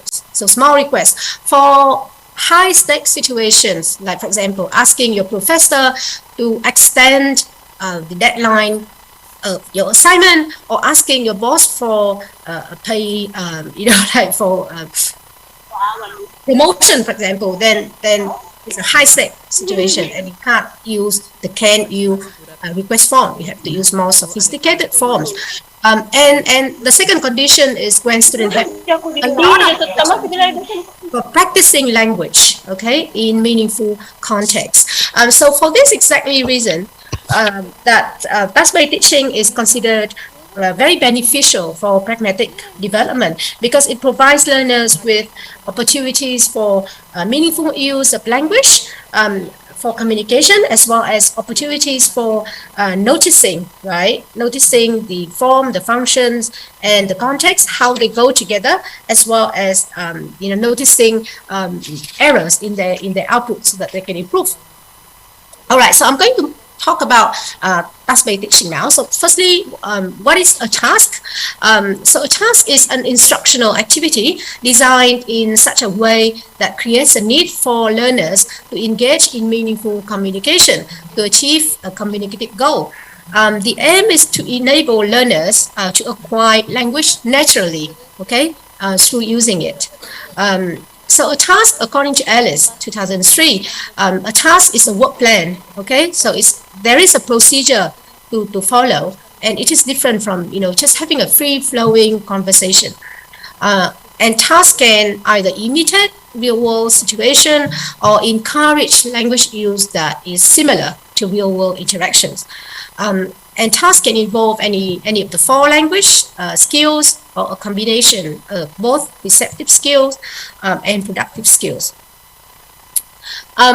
Now, there are many different definitions of a task, but generally speaking, researchers agree that a task must have some features, right? Some defining features. So for a task, for an instructional activity to qualify as a task and not as an exercise, it must have four different criteria, right? Firstly, the focus should be on meaning. The primary focus should be on meaning. So the learners should, try to use language to communicate rather than, drill grammar or practice grammar. There must be some kind of gap, like communication gap, that can create a reason for communication. And this free use of language and all other resources mean the learner must try, to use their own linguistic or non-linguistic resources to perform the task. So they must make do with whatever language or non-verbal resources that they already have. And this is a key criterion. If you ask your student to practice predetermined language features, then it's not a task anymore, it's an exercise. And although both are useful, it is not the focus of my presentation today, right? So we're talking about task here. There must be a communicative outcome. So it's not simply the display of language, right? So the task is completed when the outcome is achieved, right? And successful completion doesn't depend on using the language correctly, but achieving the communicative goals that the task requires students to obtain or to achieve. And so tasks are very different from exercises, as I said, right? That involve students saying things just for the sake of practicing grammar. So this is an example of a task, right? You are opening a new stylish cafe. It is a small cafe having only 4 tables. What do you want to paint on the wall? Discuss and raise several ideas, but then decide one answer in the end, right? So this is a task because there is a primary focus on meaning. There's some kind of gap because it's an opinion exchange, right? A kind of activity where students have to convey their opinion, which is unknown to their friends, right? And they can use language freely. There's no predetermined language for them to use, and there is a communicative outcome there because they need to come up with the idea, at least one answer, right? One idea of how they would like to paint the world. This is an example of an exercise. So students working in pairs, looking at the picture in the textbooks, and then they take turn to ask and answer question about the picture. For example, describe the two rooms, what is there on Mary's desk, on John's desk, So this is not a task, this is an exercise, because the main focus is to help students to practice the predetermined language features, which is here, which is preposition, right? In, on, next to, under, for example. There's no gap because both of them can look at the pictures, right, and describing the pictures together. So students use Dutch language, so predetermined language features, and the main purpose of the activity is to help students display that that they can use language accurately rather than to achieve a specific communicative non-linguistic outcome. All right. So how do tasks facilitate second language development? Students interact for meaningful purpose, not repeating after the teacher without understanding, or not reading out loud a dialogue, right, in the textbooks. Students need to use a broad range of vocabulary and grammar structures, not using only vocabulary and structures determined by the textbooks. Students notice gaps in their language competence when miscommunication happens and learn strategies to overcome this. And students use language to achieve a real life like goal, for example, creating a recipe, reading maps, deciding on how to decorate a new cafe, as we have just now seen. So yeah, and according to research, right, this will help develop implicit knowledge. In other words, fluent language use. Okay, task type. So based on, there are many different kinds of tasks, but here in this presentation, I'm going to focus on only a few of them because they are commonly used to teach pragmatics. So based on the types of gaps involved, tasks can be classified into information gap, reasoning gap, or opinion gap, or others. Okay, so information gap is like, an example of an information gap is a very famous spot the difference task where, each student, so where students work in pairs, each has a picture which is similar to the picture of their friend, but not identical, right? So there's some differences, and then without showing their pictures to their friends, okay, they have to describe their picture so that their friends can identify, right, the differences between the two pictures. Okay, so that's a very famous one. All right, that's called information gap.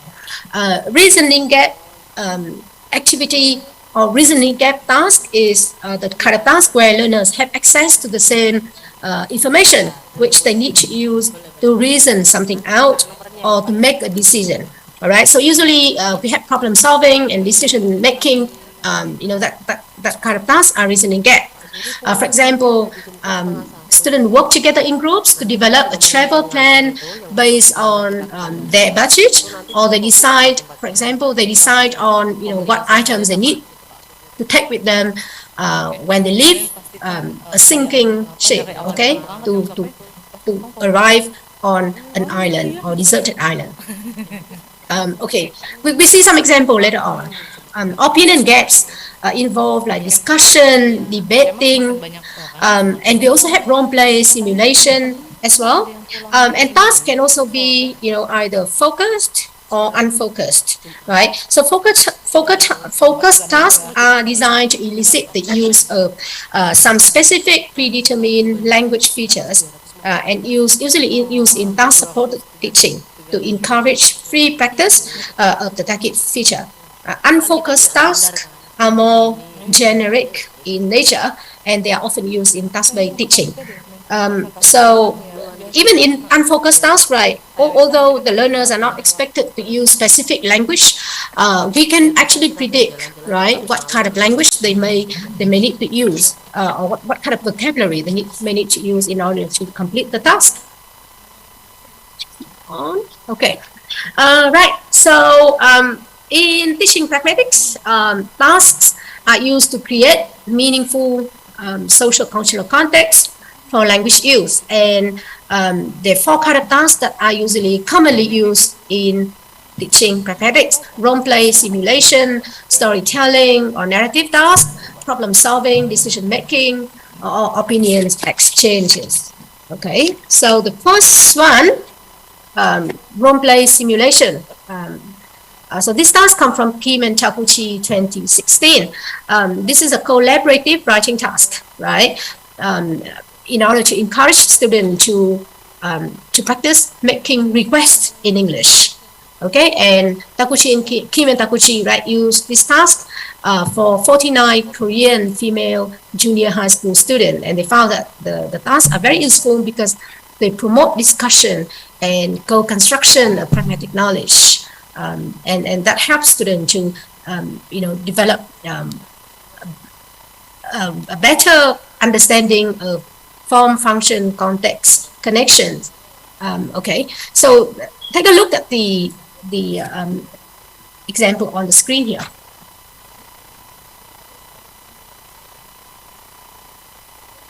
All right, okay. This is another example of a role play or simulation task. So basically, students have to work together, and again, right, work together to write emails. Okay, and this example comes from Lepkina. She used this task to teach the speech act of apologizing, okay, to help her students learn how to make an apology in English. And the result of her study shows that the task can help students, okay, to improve the appropriateness of their language, okay, and accuracy of their grammar as well, okay, when they perform email writing. All right, okay. This is another one, very interesting one, story completion task. Right, this is what we call a two-way story completion task. Two-way because information exchange comes from both students. All right, so basically, it is used to teach request and refusal, right? So learners are put in pairs, and each learner was given 3 pictures. So this is an example of the picture that was given to the student. So each of them, so there are 6 pictures altogether, and each learners were given 3 pictures. And without showing the pictures to each other, the learners must take turn to describe the characters, okay, and the actions, right, to each other. So they have to listen carefully to their friends, and so that they can identify the sequence, the story sequence for the 6 pictures. So once they have determined on the sequence of the story, then they create the story, right, based on the image. So, right, and what is interesting here is the input, the task input. Okay, if you take a look at here, right, the task input was provided at the back of each picture, each image, right, in order to prompt student, okay, to make requests and respond to requests, right. Okay, this is what we call a problem solving or decision making task, reported in Tang 2019, and this is a very interesting task as well. So Tang used 2 collaborative decision making tasks to encourage students to use modal verbs. Okay, for example, modal verbs are expression like I would like to, or want to, or can, or should, or can't, shouldn't. So this is what we call the travel, right? The travel task. So in this task, travel in China, students have to make a travel plan based on a given budget and the prices, of the plane tickets, okay, to different cities in China. And at the end of the task, students have to fill out a 1-week travel plan. So take a look at this. Travel in China. Congratulations, you and your friends just received a scholarship to study abroad in Beijing, China. The scholarship covers round-trip plane tickets, living expenses, and provides an additional 2,000 RMB for domestic traveling while you are in China. You will have a 1-week break at the end of the study abroad program. You and your friend want to use extra 2,000 RMB to buy plane tickets to travel in China. So see the below information for the available cities and ticket prices. your budget is not big enough. So this is a problem, right? So your budget is not big enough to visit all the three cities, but you can visit one or two. So this is a problem, and students have to work together in order to discuss and come up with a plan that is, within the budget. Okay, so this is the prices, okay, of the plane tickets and the highlights for each city. And then they have, students have to discuss with one another, they have to ask each other what city they want to visit, and look at the plane tickets to see whether they can afford that, and then fill in, okay, the traveling plan here.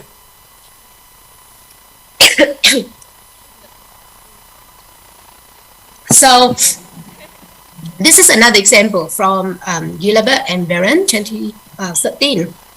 They use another collaborative problem or decision-making task, okay, to encourage students to use a number of speech acts, okay. So this is what they call the fire chief task. Now in this task, excuse me, the learners work in pairs, and each learner was given a picture of the building here, all right, where a fire has just broken out. So here's a fire. The two pictures were not exactly identical, so you can see that, right? They're not identical, although they're similar enough, but they contain some differences.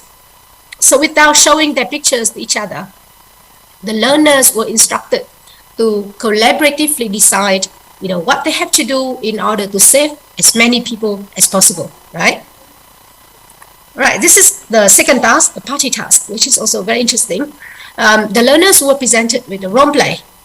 Okay, so this is a role play situation in which three flatmates, okay, wanted to have a party, and both student A and B were involved in the interaction, and they had their own preferences, but at the same time, they must also take into consideration the preferences of a third flatmate who was not present in the conversation.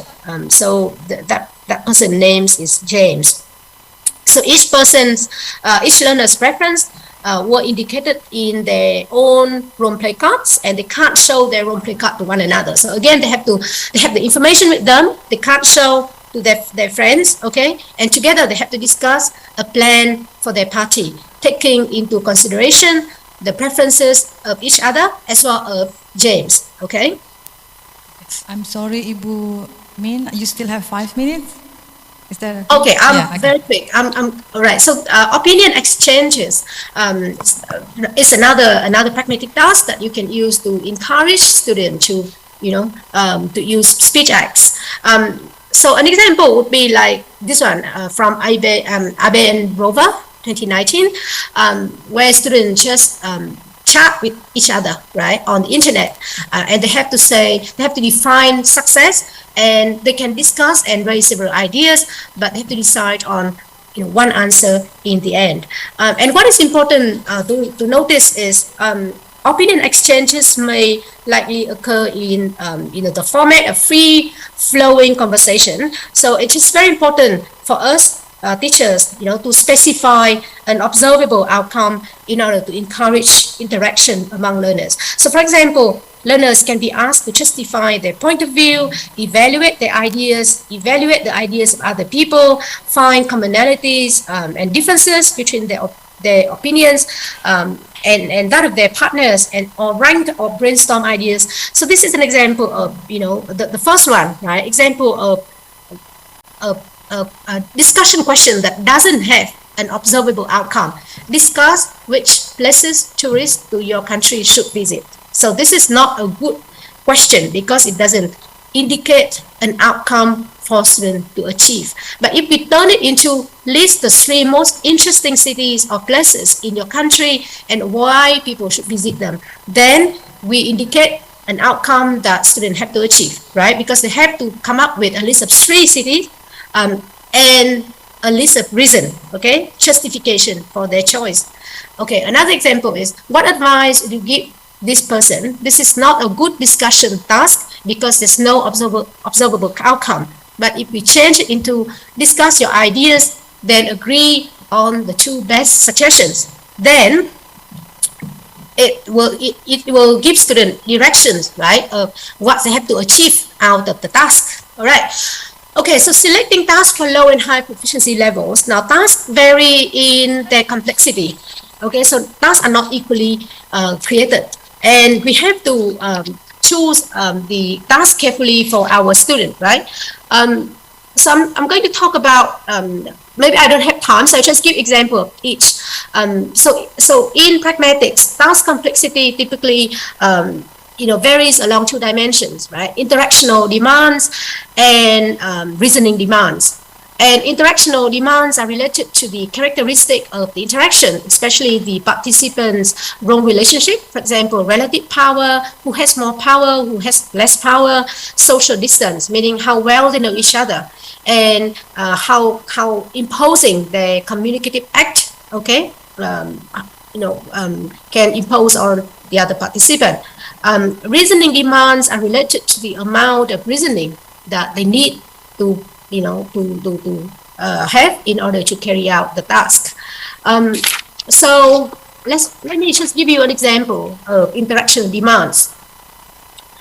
So the PDR, right? Interactional demands are related to PDR, as I said before, right? So power, distance, and imposition. So you can take a look at here. The table shows situation with different PDR factors. So you can see that situation 1, right, is the lowest stake situation because the participants are equal in terms of power, the social distance between them is small, and the imposition is small. So the interactional demand is low. Whereas if you look at situation 4, asking a lecturer to extend a deadline. Okay, this is the highest stake situation because the power is unequal. The student is making a request to a higher, power interlocutor. The distance between them is not small; it's large, right? The imposition is large because the lecturer is not obliged to extend a deadline. So the interactional demand in this situation is very high. Now, research has shown that low stake situations are easier to perform than high stake situations. All right, so you don't want to give situation 1 to a low proficiency group. You want to give it to a high, you don't want to give situation 4 to a low proficiency group. You want to give it to a high proficiency group because it's very demanding. Just moving to the next one.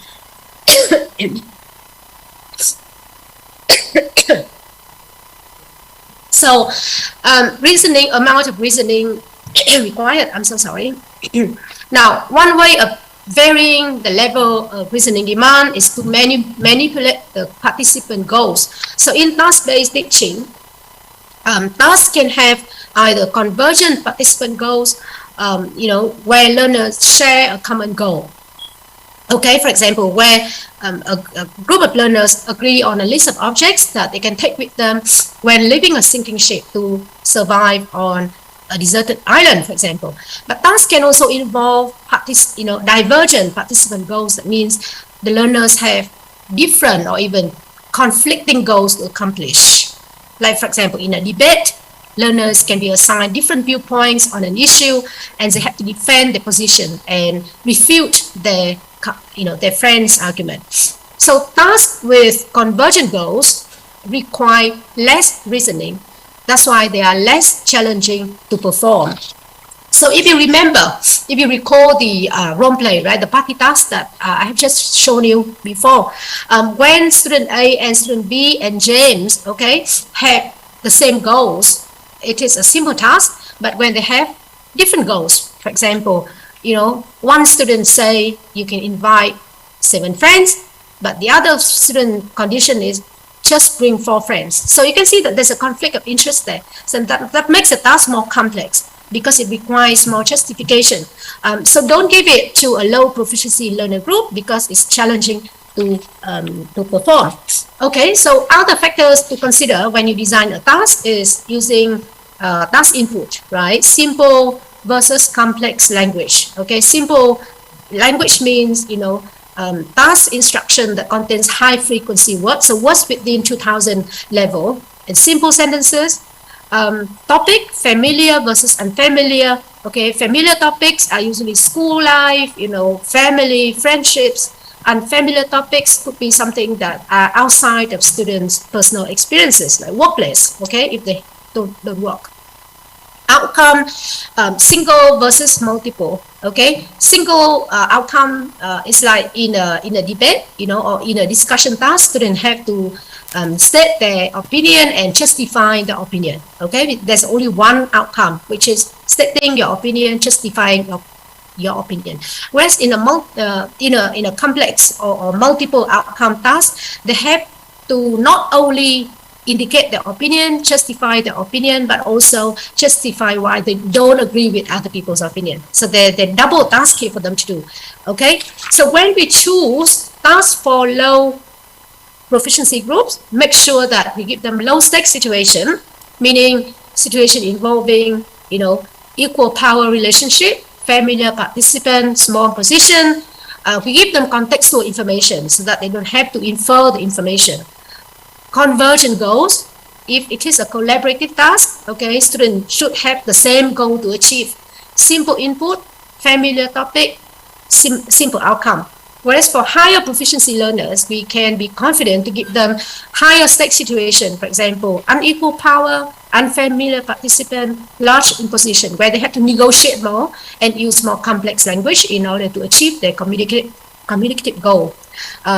We can just leave out the contextual information so that they have to work out together, to infer the context. Collaborative tasks where they have conflicts, of interest, so that they have to negotiate more. Okay, complex input, topic can be outside of their personal experience, and complex outcome. All right, so with that, I just end my presentation here. All right, thank you very much. All right, thank you very much, Ibu Muya. Okay, let's move to the next session, question and answer session. Please, if you have any question, you can raise your hand from the Zoom meeting or from this room offline. Any questions? So this is about task. Tugas, ya beda is different between tugas sama exercise. Exercise and task. But we talk about task. Any question from the Zoom meeting?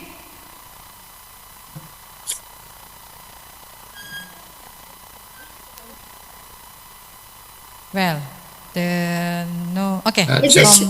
One question from the floor.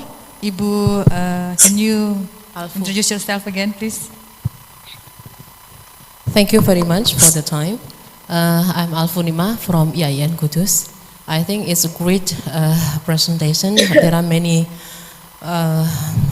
insight, knowledge, I think, for creating a task. I would like to ask about, it is very complicated maybe for the teachers to designing a task for our students. Sometimes we are stuck how to give, good task for our students. From the presentation, there is an I will share my experience while teaching the class and giving the task to our students. Sometimes I ask students to find out a freely theme or freely doing a role play, for example, role play.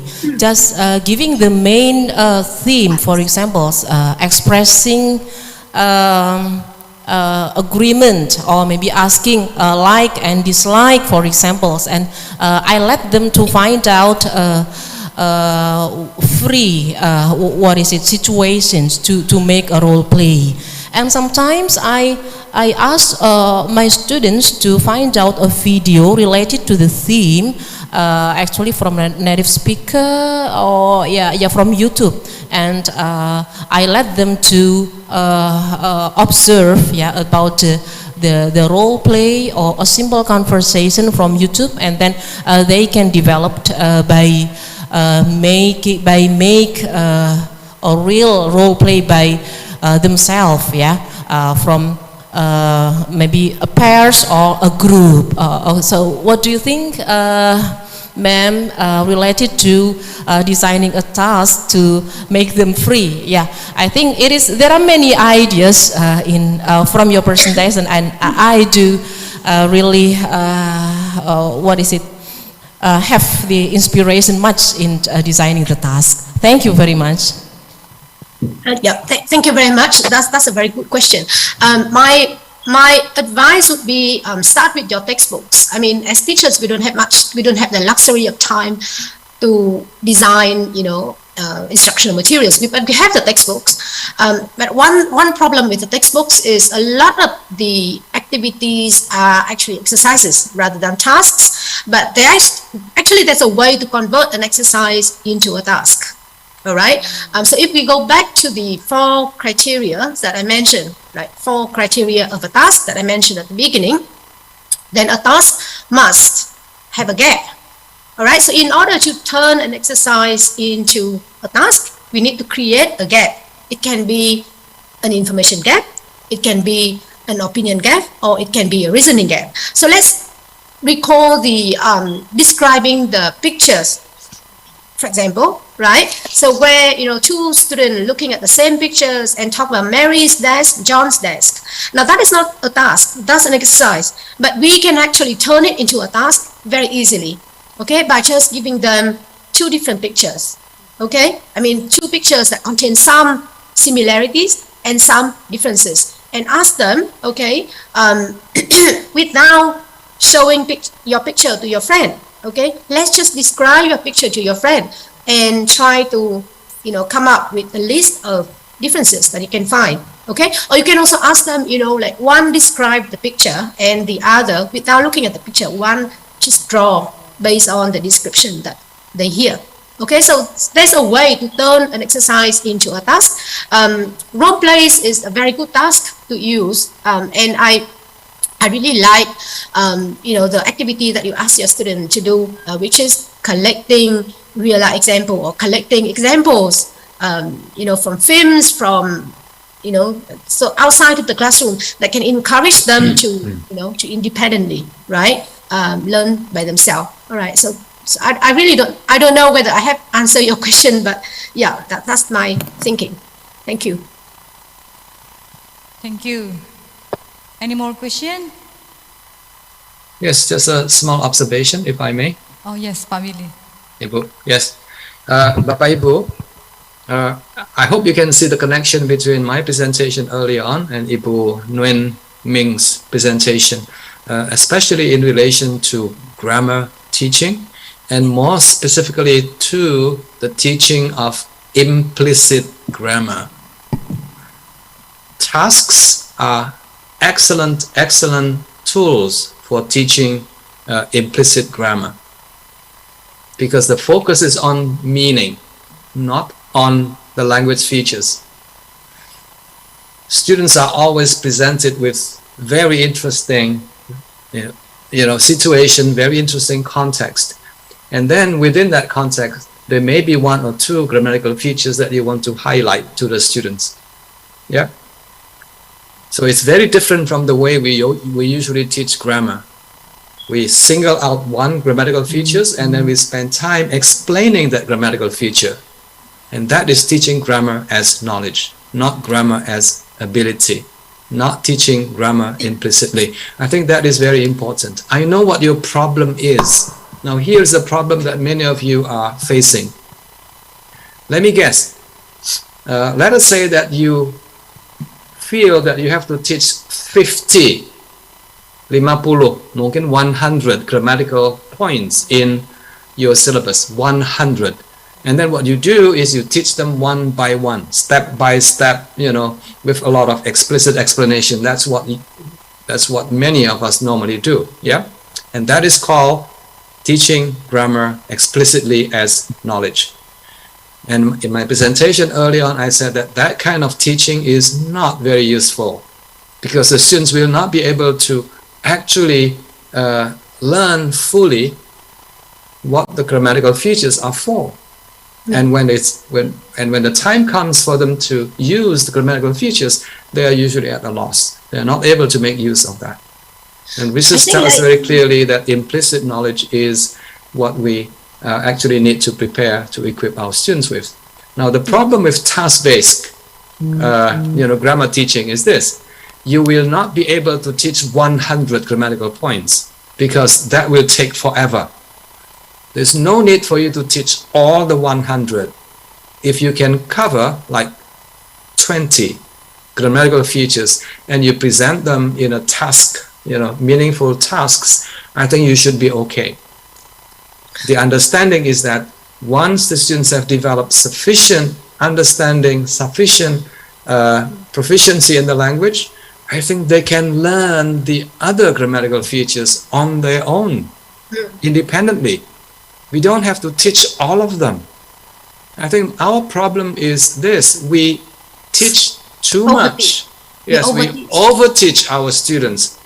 We think that if we don't teach, the students will not learn, and that is not true. The students can learn on their own, but our job is to prepare the foundation, mempersiapkan fondasi. And when that foundation is available, then the students can add on pretty much on their own, again with some help from us, but they can move on, they can develop further on their own. So stop teaching too much grammar. Right. I mean, like you recall what Park really said in his presentation, and he said that explicit grammar, you should only devote about 20% of the time to teaching. And that I really agree with that, because a lot of research has shown that we have to. So one famous professor, right, from Wellington University of Victoria, for example, in New Zealand, says that a well-balanced course of teaching should cover all 4 different strands of learning. So we have to encourage students to learn through meaningful input, meaning listen a lot, view a lot, read a lot for meaning, right? Meaningful output. Okay, so learning through meaningful output, meaning task-based. So they have to involve in communication, their meaning to achieve communicative tasks, a communicative outcome, fluency development. So if they repeat it, okay, over and over, they can develop fluency, and language-focused learning, which is only 25%, roughly, right? Learning. Yes, correct. And I think that, if you think about how to create tasks, just think about the real-life tasks that our students usually do in their daily life, and based on that, create a context for them. For example, finding routes, finding the way to a place, okay, or making a recipe, okay, so, or interview someone to write a news report, for example. So there's a lot of activities that they actually do in real life. So you can base the situation to develop a good task for them. Yes, excellent point. Yes, I like what you just shared about the 4 strands of language learning. And grammar teaching, explicit grammar teaching, should not be more than maybe 20%. Too much. I think we've been teaching too much grammar for too many years. We should stop doing it. That's a problem of many countries, including Vietnam, for example. Yes. There's a lot of why children, they spend 12 years in school, but they can't speak English. And the problem is there's too much focus on grammar, explicit grammar, not implicit grammar. I think many teachers, mean well. Bapak Ibu itu mungkin punya pendapat, wong sudah diajar aja nggak bisa, apalagi kalau nggak diajar, begitu kan. But I think we are underestimating our students.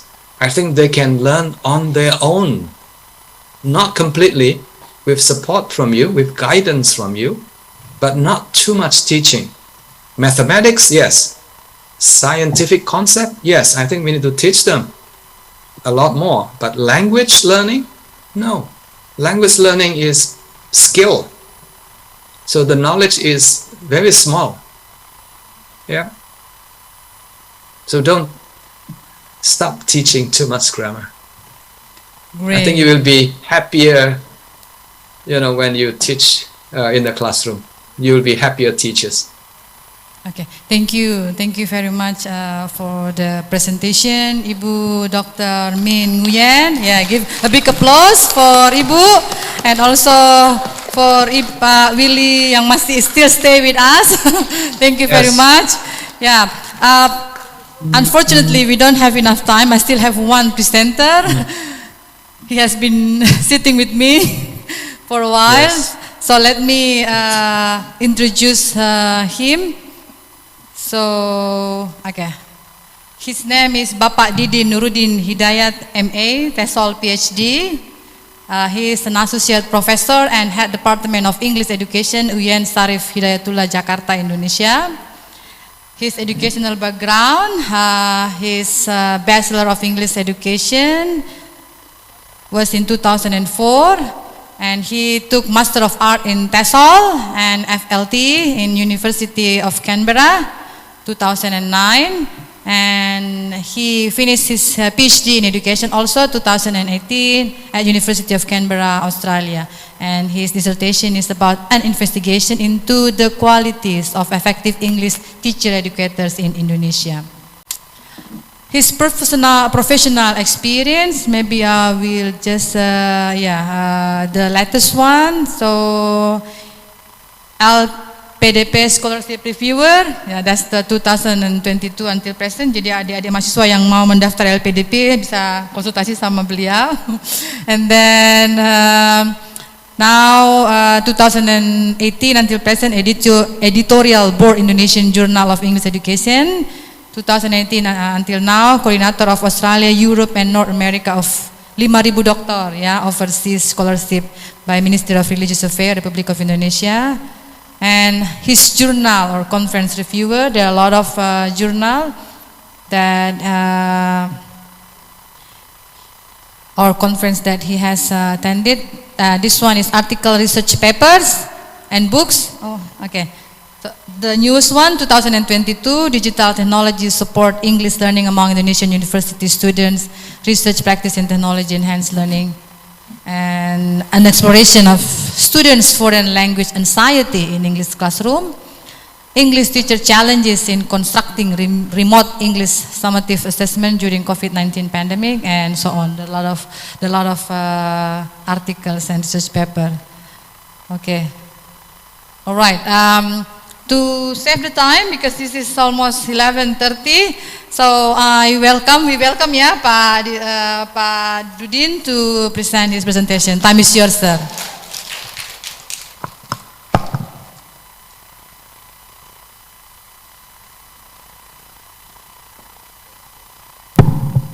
Oke. Assalamualaikum warahmatullahi wabarakatuh. Thank you very much, first of all, to the organizing committee, more particularly to UIN Alauddin Makassar, and Prof. Siti Aziza, and then also Ibu Dr. Siti Nurpahmi, for inviting me to be one of the invited speakers, at this international conference. And I'm really grateful with this opportunity, and I have prepared the presentation on embracing the global landscape, revisiting the English educator roles in Indonesian ELT context. So I'm gonna talk more particularly on ourselves, to me as an English teacher educators, and then also to our colleagues here who are lecturers at the moment, and then also to you. You are the English education department students, am I right? Yes, and you're gonna be the next future teachers. Amin, Okay. So this presentation is devoted for all of us. Because I'm gonna talk about what will our roles be facing the global landscape. So hopefully that's my laptop. Hopefully that this will work well so that I can navigate this. Okay, very good.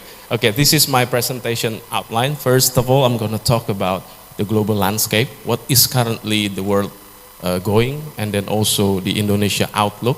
And then next one, I'm going to talk about the education challenges and then also the opportunities.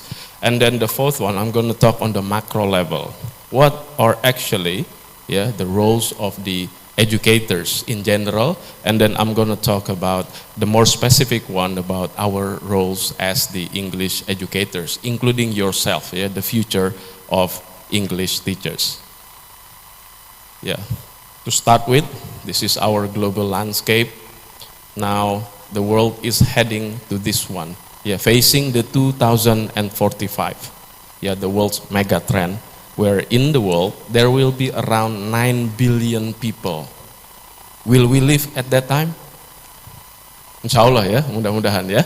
Okay, so there will be around 9 billion people in the world, in 2045. But that is some kind of like prediction, At the moment, in the world we have around 7.8 billion people.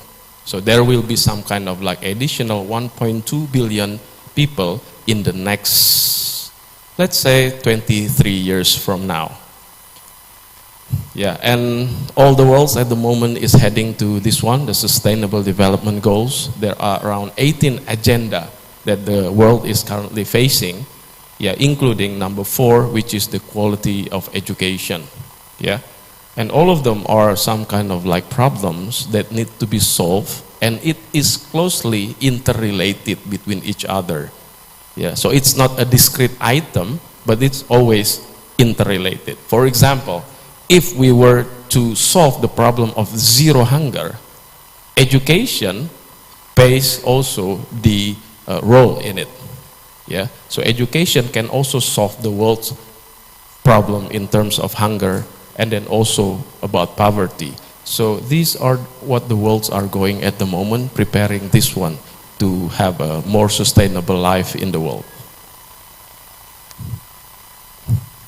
And if we were to have a look, now we have seen the evidence. Of course, if you go, for example, to the toll road, will you see any people there? Will you see any workers there at the moment? Only a few. Usually, in the past, whenever we enter the toll gate, there will be a lot of employees there. But now, almost none. So means that most jobs have been replaced by machine, right? So if you can have a look here, 84% job title at the world will be replaced by the advanced machine.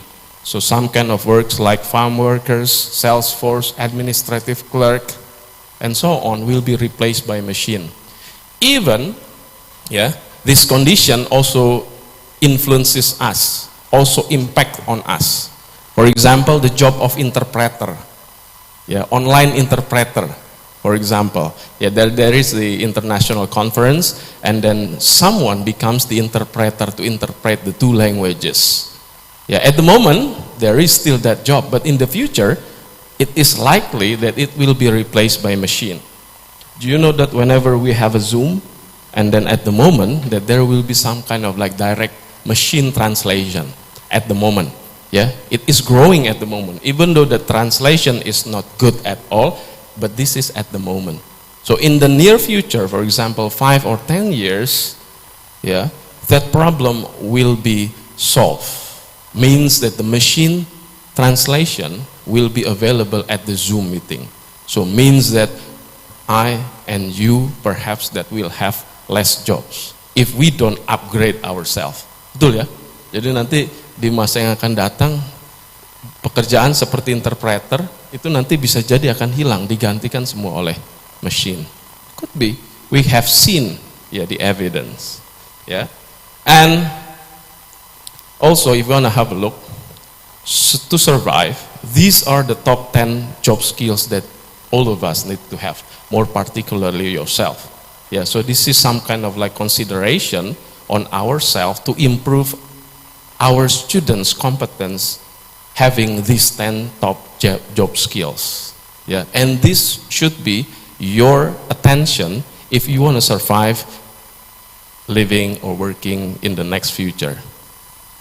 So it's not only about how to be smart, but it's also about how to have these some kind of, like, for example, analytical thinking skills, including the two most updated one. It's about the technology use, and then also technology design and programming. Yeah. So if we were to survive, these are the top 10 job skills that we need to have in the future. Now, we can evaluate ourselves at the moment. Yeah, how many skills do we have at the moment here? Yeah, please evaluate ourselves and see how it goes in the next, let's say, 1 or 2 years from now. So we need to understand all this one and comprehend all these skills in ourselves. And next one, to prepare for this one, how about Indonesia? So the good thing is our government is having a very clear vision in the future. One of the important things that is being upgraded at the moment is about the human resource development. Yeah, if you can see, that's in number 1. Yeah, it's to provide the skillful, quality human resources, mastering science and technology. Yeah, at the second phase of the President Jokowi's presidential term, so the focus is on the development of human resource. Yeah, in the first phase it was on the infrastructure, now it's on the human resource. And then the next thing that we need to consider is the Indonesia's demographic profile. Yeah, at the moment you can have a look in which group that you belong to. I think it's on the Gen Z, yeah? Yeah. Some of us are in Gen Y, yeah, the millennials, and only maybe a few of us, yeah, are in the Gen X. Ya, paling banyak kan sekarang ini ada di Gen Z ya. Rata-rata lahir tahun 97 ya, 2012 ya. Bagi yang sekarang semester 5, kurang lebih lahirnya tahun 2002 ya, kurang lebih. Betul ya? Enggak ada yang lahir tahun 80 kan kayak saya. Ya. Ya masih semester 5 maksudnya ya. Okay, so this is the Indonesia's demographic profile. If we can have a look here, yeah, this is the census of the Indonesian population. In 2020, there were around 270 million people. Now it has grown into 273 million people. So that there is an increase there. If you want to have a look at the productive age, Indonesia is very lucky because now we have around 70.72% people are in their productive age.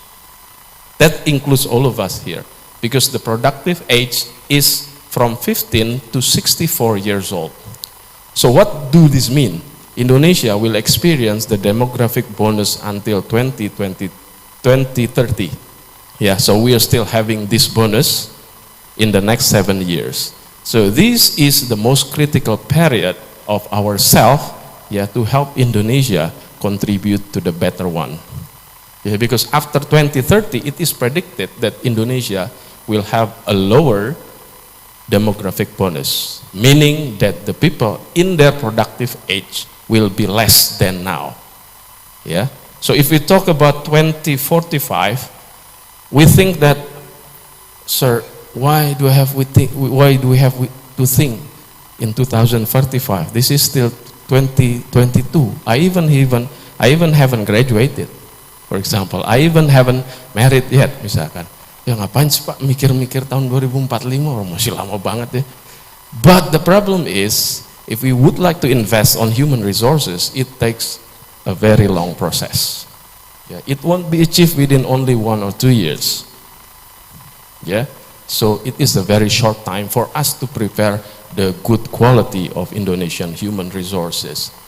And next one, how about the education challenge and opportunities at the moment? If we want to have a look, now we are facing the FUCA challenges: volatility, uncertainty, complexity, and ambiguity.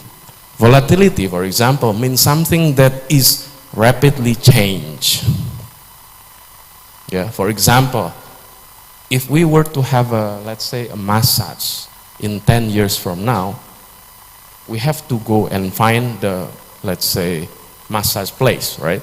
But now what we need to do is just to use our phone and then open our Gojek app or perhaps Grab, yeah, and then the masseuse will come. to our house. Same thing if we would like to beautify ourselves. Ya, pakai makeup ya. Kalau 5 tahun yang lalu, kalau mau mempercantik diri ya tentu bisa sendiri ya. But if you want to be maximum, we have to go to the beauty salon, right? Right? But now what can we do? It's just to open our Gojek app and find the Go Glam. Kalau nggak salah ya, Go Glam betul ya? Yeah, and then the person will come to our place. Yeah, if we are sick, we used to have to go to find the harus ke apotek ya. But nowadays it's very easy. Just open the Halodoc app, order the medicines that we need, and then everything will come to us. See, the world changed really rapidly. If we don't want to change, we will, let's say, will not survive facing this world. So now, if we talk about education, there are 3 things that we have to master. The first one is not only about knowledge, but it's also about skills and attitudes. Ya, jadi adik-adik kalau merasa pintar, bagus ya. Tapi more importantly is for us to have the skills and attitudes. Ya, jadi ada 3 elemen. There are 3 important elements that we have to have as a student. Ya, jadi pintar itu penting, tapi penting lagi kita punya 2 hal lain, yaitu skills. Misalkan skills apa? Skills with the technology, for example, for teaching. Ya, atau skills apa? Macam-macam. Ya, and then attitude itu seperti apa? Ya, for example, respecting our teachers, respecting our lecturers. Those are the attitudes, the good attitudes.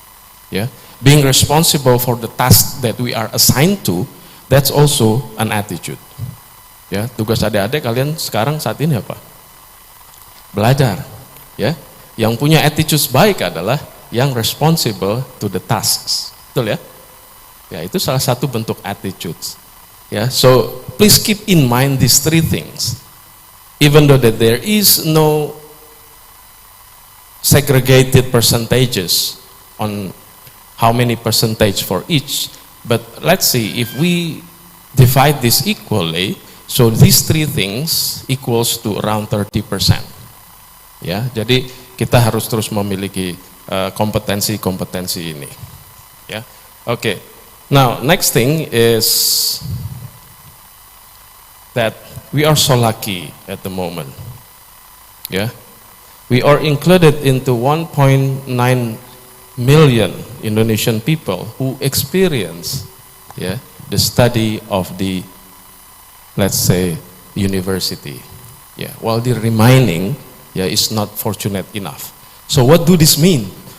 So whenever we have this responsibility, we have to take this as seriously as possible, because there are so many Indonesian people would be on our position. Betul nggak?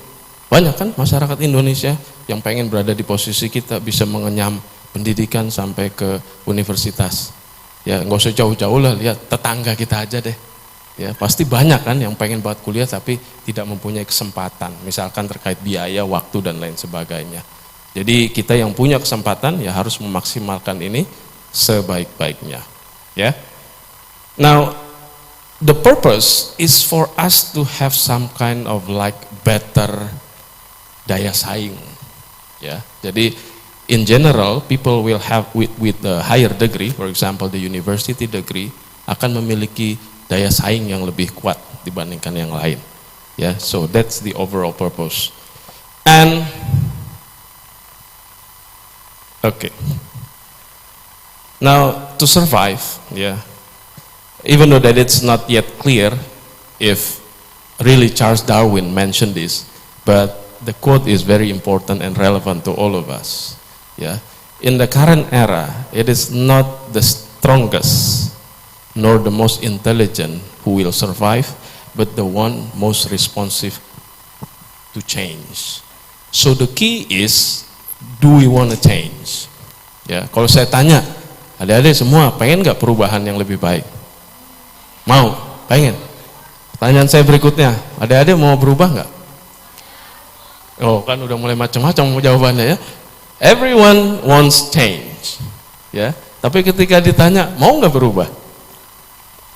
Tuh, kan udah mulai ragu-ragu. Ya, semua orang memang betul pengen perubahan, tapi ketika ditanya maukah dirinya berubah, belum tentu. Ya, mungkin mau iya, tapi mager.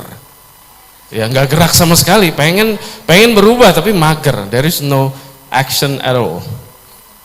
Ya, in the comfort zone, betul. Ya, don't want to think out of the box. Ya, that's a problem, that including myself, ya. Jadi bukan masalah adik-adik, saya juga gitu ya, kadang jadi generasi rebahan. Ya, oke. So the key is for us to be adaptive. Contoh sederhana nih, saya kasih contoh sederhana. Saya jelasin dalam bahasa Indonesia aja ya supaya lebih bisa dipahami, saya juga lebih enak bahasanya. Contoh, this is a very simple example on how adaptive to change is crucial. Ada tahu ya, taksi? Pernah naik taksi? Oke, pernah. Now we have the online and the offline taxi at the moment. Ya. Sekarang kita lihat nasib taksi yang tidak mau berubah. Ya, perubahan itu tidak bisa dilawan. Ya. Sekarang zamannya online. This is the online. Ya, because of the technology. The taxi providers who adapt to change, they still survive. Contohnya di Jakarta taksi Bluebird. Di sini taksi apa yang bagus?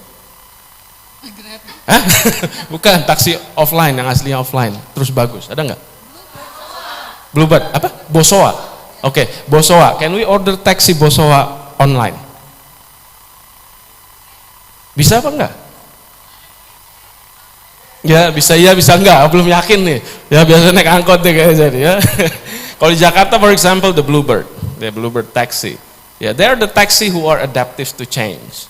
Ya, jadi mereka selain offline, they have the online system as well, collaborating with the more established app like Gojek or Grab. So they have the benefits. Ya, people can stop them on the street, betul ya, bisa ya. Dan mereka juga bisa dapat orderan secara online. Hasilnya apa? They still survive. But the taxi who does not want to change, rata-rata gulung tikar di Jakarta. Hanya ngandelin yang di pinggir jalan saja, stop. Ya, sekarang kan ada nggak perlu pusing-pusing ya ke depan, tinggal buka HP. Kalau perlu taksi, ya taksinya datang. Ya, kalau dulu kan enggak. Makanya being responsive to change is very important. Nah, ini sangat penting sekali. Ya, and then next thing is how should we react in the modern society? Now, this is the key point, the general point as educators, yeah, to adjust ourselves with the trends. Yeah, what should we do? This is the roles of educators in the education system overall. It's not only about imparting knowledge and information to the students, but also in augmenting the overall system of education. Ya, jadi tugasnya bukan hanya menyampaikan saja ilmu kepada siswa. Ya, ini refleksi buat saya, para dosen yang ada di sini dan juga adik-adik nanti sebagai guru bahasa Inggris. Ya, it's not only about imparting knowledge, ya, but it's also how we can contribute to the overall system. Ya, atau bagi yang ASN, ya, aparatur sipil negara, banyak di kita dosen sebagai ASN, mengikuti core values yang sudah ditetapkan oleh pemerintah. Ya, dalam hari ini Kementerian PAN NRB, ya. Our president has launched the core value of ASN, which is berakhlak. Ya, nanti akan dijelaskan what it means by berakhlak. Ya. Next one, the roles of educators is getting increased now. It's not only, as I said, it's not only about imparting knowledge, but being able to take all these roles. Ya, jadi sebagai resource provider, iya, instructional specialist, iya, kurikulum spesialis, iya, bahkan sampai mungkin angkat-angkat galon kali ya, semuanya diborong. Ya, semuanya. It's not only about imparting knowledge. Ya, for example, adik-adik seneng nggak dosen yang cuman ngajar doang, habis itu udah selesai? Kenal enggak sama mahasiswanya? Pernah nanya keadaan siswanya juga enggak? Pokoknya habis selesai pulang. Suka nggak yang kayak gitu? Enggak ya. Sukanya kayak gimana? Ya, sukanya pokoknya yang komplit semua, paket komplit. Ya enggak? Adik-adik berbunga-bunga enggak kalau namanya dipanggil? Hah? Nggak berbunga-bunga. Malah takut ya. Ya kalau ditanyanya dari absen ya mungkin takut ya. Tapi kalau ditanyanya misalkan, siapa namanya misalkan Andi sini deh. Kita bangga nggak kira-kira? Tapi Andi kan banyak ya pasti. Ntar panggil Andi semua nengok lagi ya. Yang spesifik apa Bu nama di sini? Baso. Oke. Ya misalkan Baso kan panggil sama dosennya. Pasti kan hatinya berbunga-bunga. Alhamdulillah aku dikenal sama dosen. Ya enggak? Ya pasti kan pengen nih, diperhatikan kayak gitu ya. Ya gitu ya. Jadi artinya semua. Ya, bahkan sampai research and writing promotor. Ya, it's not only about teaching, but it's all about these. Ya, ini some kind of reflection for myself as an English educator, and then also to all lecturers here, and then also the one who are online, and then also you, yeah, as the next future generation of teachers. Okay, next one. Also this one, yeah, educator as a maker educator. This is mentioned by the Gerstein. Yeah, that includes the technology tutor. Ya, jadi nanti adik-adik in the future, ya, you have to understand that the use of technology for teaching is gonna be very crucial. Ya, oleh sebab itu kita harus terus meningkatkan kemampuan ini. But you are so lucky because you are the digital natives. Ya, digital natives apa itu? Dari lahir pokoknya udah melek terhadap teknologi digital lah, kurang lebih singkatnya gitu. Kalau kita nih yang sekarang dosen-dosen kali ini digital immigrants rata-rata, ya.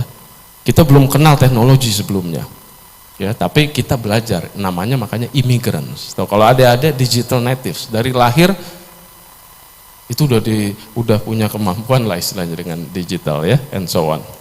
Ya, so pay attention to this one. Ya, feedback facilitator, ya, dan semuanya, safe environment manager dan lain sebagainya.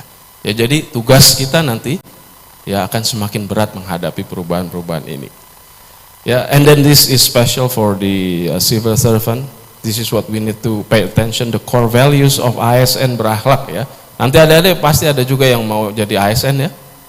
Mau? Ya, pay attention to this one. Ya, start to develop these core attributes. Ya, itu terdiri dari ini. Ini abbreviation ya. Ya, for example, service oriented. Ya, committed to the providing the excellent service for community satisfaction. Ya, accountable, that you are responsible for what we are doing. And then competence, ya, willing to develop a lifelong learning, and then also always develop the capabilities. And then also harmonies, respect differences.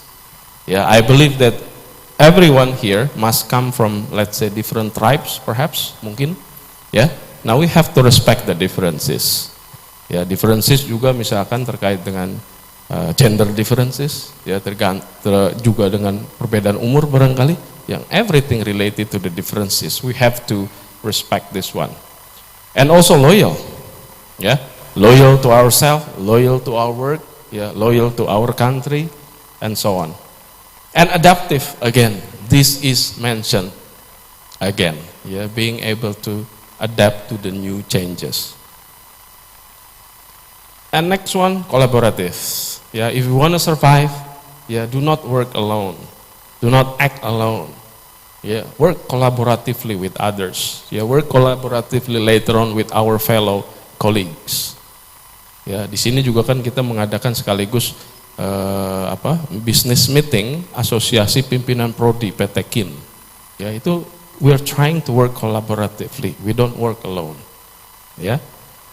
And then how about our roles? Next one, as the English educators, competence and then also attributes at the micro level. These are the three key things that we have to develop.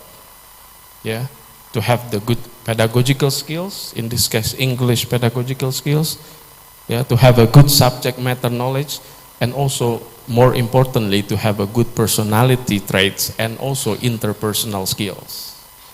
Kan saya tanya adik-adik, suka sama dosen yang pintar apa dosen yang ramah? Tuh. Lihat, suaranya satu kan? Ya kan? Ini atau, jangan dan Bu. Kalau dan pasti ya udah paling ideal banget ya. Tapi ini suruh milih. Yang pintar apa yang ramah? Tuh. Ini penting, ini salah satu hasil penelitian disertasi saya juga. That there is a potential discord between what lecturers view and what students view. Ini penting loh untuk hasilnya kalau menurut saya ya. Jadi ada cara pandang yang berbeda ya tentang bagaimana dosen bahasa Inggris itu memandang dirinya. Harusnya kayak apa sih? Ya, kalau dosen menganggap bahwa pintar, ya bisa menyampaikan materi dengan baik, itu lebih penting dibandingkan yang terkait dengan personality traits and interpersonal skill. Tapi mahasiswanya sees it differently. Persis seperti yang tadi kalian jawab.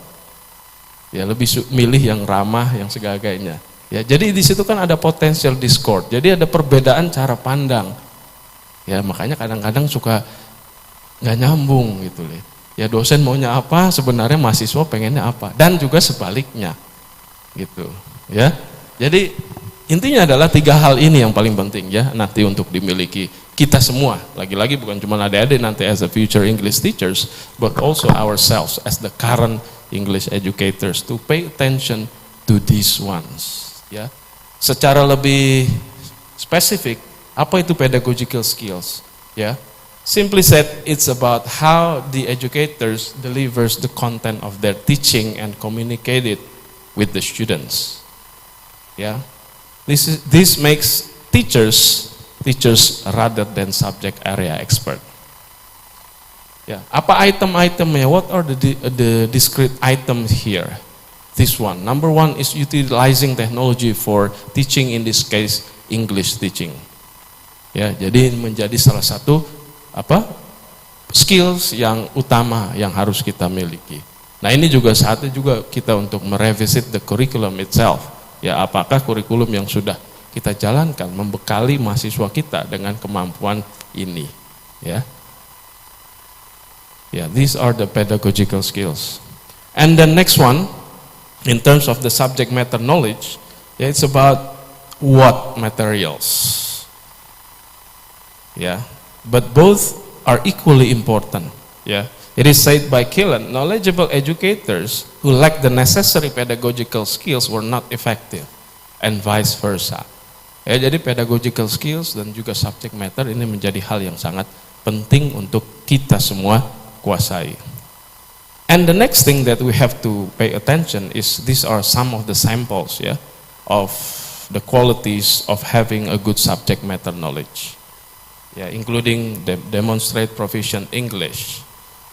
Ya, jadi kalau kita mau mengajarkan siswa kita bahasa Inggrisnya harus bagus, ya kitanya harus bagus bahasa Inggrisnya. Ya, why? Because the students see ourselves as the role model. Okay, and the next one, the last one. It's about the personality traits and interpersonal skills. Yeah, it's stated in the government regulation, and then also it's stated by some of the experts. Yeah, it's more memorable than any academic qualifications. Ya, ada nanti kalau guru dulu ingat-ingat deh dulu guru SMA-nya. Ya, masih ingat guru yang baik atau guru yang pintar? Yang baik pasti. Ya, lebih kepada kesana. Ya, kalau nggak baik yang galak inget pasti. Ya, jadi ini penting memang betul. Ya, jadi the ability to maintain harmonious working relationship. Ya, jadi working relationship between educators and students. Tapi tentunya ini juga varies across cultures. Ya, culture di Amerika beda, di Indonesia beda, dan lain sebagainya beda. Ya, and these are the last things that I want to say. What kind of personality traits and interpersonal skills? Yeah, if you can have a look, that be a good role model for your students. And then also that there is growing concern on adding the spiritual values in. One of them is in English language teaching. Yeah, one of them we can say that helping students self-confidence in learning English. Ya, ini masuk core values dari spiritual values. Ya, menjadi guru atau menjadi dosen yang memiliki sense of patience, ya, tolerance to the students and so on. Lalu misalkan treating the students fairly. Ini juga masuk ke spiritual values in terms of honesty and then trust. Ya, kalau kita bisa tidak mendiskriminasi siswa-siswa kita, ya, memberikan penilaian yang objektif dan lain sebagainya, means that we build trust, ya, between the teacher and then also the students. Okay, I think that's all I want to say. That to embrace, yeah, the global changes, yeah, we need also to change. Yeah, hopefully that we are survive, yeah, living in this modern world. Thank you very much. Assalamualaikum warahmatullahi wabarakatuh. Waalaikumsalam warahmatullahi wabarakatuh. Alright, thank you, Pak Didin, PhD. Any questions from the floor? We directly move to the next session, question and answer.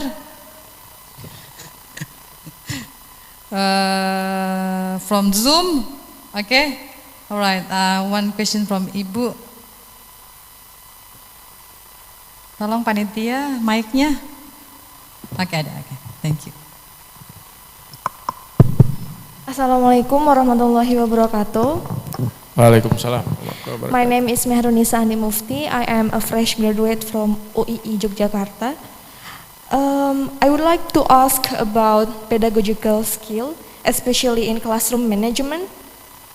Agak sedikit case study, jadi berdasarkan pengalaman, my lectures mostly like the students who is diligent, smart, and have good attitude. Dan rasa suka mereka itu diimplementasikan dengan banyak menyebut namanya, kemudian banyak memberikan kepercayaan kepada mahasiswa yang rajin, pintar, dan sopan. Sometimes I am wondering about how the students yang itu biasa-biasa aja gitu. Jadi students yang biasa-biasa aja itu cenderung terlupakan gitu. Bagaimana we as a future educators can also improve their motivation to learn, terutama students yang biasa-biasa aja dan not having a well motivated. Yeah. Thank you. Wassalamualaikum warahmatullahi wabarakatuh. You going to answer directly? Okay, please, Yeah. please Pak. Takut lupa nanti pertanyaannya. Jawabannya maksudnya. Okay. Yeah, it's very interesting questions, yeah, with this one. How the answer is about balance. Yeah, as simply as, yeah, for example, that I try as much as possible to maintain a good eye contact with all of you, yeah, during my presentation. Ya, saya kasih perhatian yang kurang lebih sama. Ini usaha ya, tapi belum tentu, nggak tahu kalau kalian ngeliatnya gimana. But that was during my presentation. I try to maintain a good eye contact to everyone here. Yeah, it's not only focusing on this side, but also focusing on that side and focusing on that side as well. Yeah, the problem is that sometimes it's not easy. Ya, masalahnya kadang yang nggak mudah untuk melakukan balance attention to all our students. Yeah, that's our homework. Yeah, jadi artinya giving equal opportunities. Tadi kan masuk juga sebagai personality traits, ya, good personality traits. Ya, paying attention to the students equally. Nah, caranya gimana? Caranya gimana? For example, to encourage, let's say, more passive students atau student yang ya mungkin biasa-biasa saja ya. One of them is by having some kind of like group work, for example. Yeah, try, yeah, to create some kind of group work that consists of students with mixed abilities. Yeah, that's one of the strategy. Ya, jadi jangan kita grouping misalkan ya, ketika grouping students itu yang aktif semuanya, ya, yang pasif di exclude ya, dibikin grup yang sama. Yang nanti akan jadi sangat aktif, yang satu akan sangat pasif, ya. Nah, itulah sebabnya we as a teachers, as lecturers, we have to know the individual differences. Ya, itu pentingnya. Ya, kita tahu masing-masing karakter our students itu seperti apa. Makanya kita tidak bisa hanya mengajar lalu selesai pulang tanpa tahu students karakter itu masing-masing dan kemampuannya seperti apa. Karena itu kan penting untuk tadi menentukan group work, ya, for example. Ya, jadi key-nya adalah mencoba sebisa mungkin untuk menaruh perhatian yang sama to all students, walaupun tidak mudah. Ya, salah satu caranya ya kita bisa praktekkan dengan group work with mixed abilities. Ya tentunya ada kelebihan dan kekurangannya tentu dengan group work dengan model seperti itu ya. Tapi paling tidak we have tried. Ya, gitu ya. Okay, thank you for the questions. Thank you, Ibu. Next question from Zoom meeting, Dadang Prasetyo. So what's the question? Can you raise his hand and then what is your question, Pak Dadang? Yeah. All right. Do you hear me clearly, Madam? Yes. Yes. All right. Thank you very much. In my opinion, I think we all want to change to be better in the future. But mostly, we do not know what to change into, because in some cases, no one is directing us. That's the subject matter, sir. So what do you think? Thank you. Okay, thank you very much for the question. Sometimes we don't know how to change, or which aspect that we have to change. The simple answer would be like to identify what trends that we're going to face in the future. As I have presented, educators or English teacher educators in the future need to have those personal qualities and attributes. Yang tadi sudah saya paparkan ya. What we can do is just to some kind of like do the reflection in which qualities that we have and in which qualities that we do not have yet. So that's the target of our change. Misalkan sederhananya, for example, currently that we are a little bit cuek terhadap mahasiswa atau terhadap siswa kita. Enggak terlalu tahu individual differencesnya, si A itu pintarnya bagaimana, si B itu seperti apa. Salah satu arah perubahan that we can do is to pay more attention to that one. Jadi artinya dari apa yang saya sampaikan mungkin sedikit banyak can give some kind of like insights on what kind of change that we're gonna have. For example, at the moment, we know that technology is very important. For example, understanding the application that are normally used. For example, Google Classroom or Zoom or maybe some other things at Modo, and some other tools. At the moment, we are not able to use those applications well. If we want to change, we have to start learning all of them. Jadi intinya we have to be able to identify apa yang kita belum punya. Nah, itulah arah perubahan kita. But remember, to change, we need to do something bit by bit. Kalau kita ibaratkan seperti mengurai benang kusut, kan banyak hal yang tidak kita kuasai saat ini betul banyak kan cara mengurainya adalah bit by bit, sama seperti benang kusut.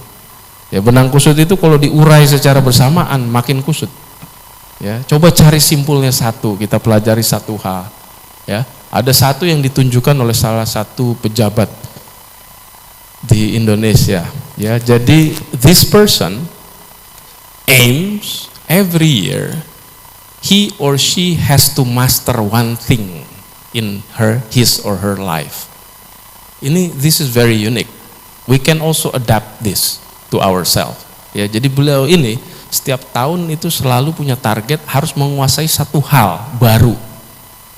Tentang apa saja. It's not always related to his or her job as a government official, tapi bisa terkait dengan skill-skills tertentu. Misalkan menjahit. Tahun ini dia mau fokus menjahit. Tahun depan dia mau fokus misalkan salah satu aplikasi teknologi. Tahun depannya begitu juga. Sepertinya we can adapt to this strategy. For example in the next month misalkan think about things that we haven't able to do and then we focus on that one. Misalkan tahun ini kita belum menguasai dengan penggunaan Edmodo misalkan salah satu aplikasi pembelajaran. Focus ourselves this month that we have to be able to use it. Selesai next month lagi kita pelajari apa yang belum. For example, relating to research misalkan. Ya, karena penting nanti adik-adik menulis skripsi tapi belum tahu penggunaan misalkan reference management system. Ya, Mendeley, Zotero, EndNote dan lain sebagainya. Coba fokus next month saya belajar tentang hal itu sampai bisa. Selesai, bulan depannya lagi mikir lagi. What are our target?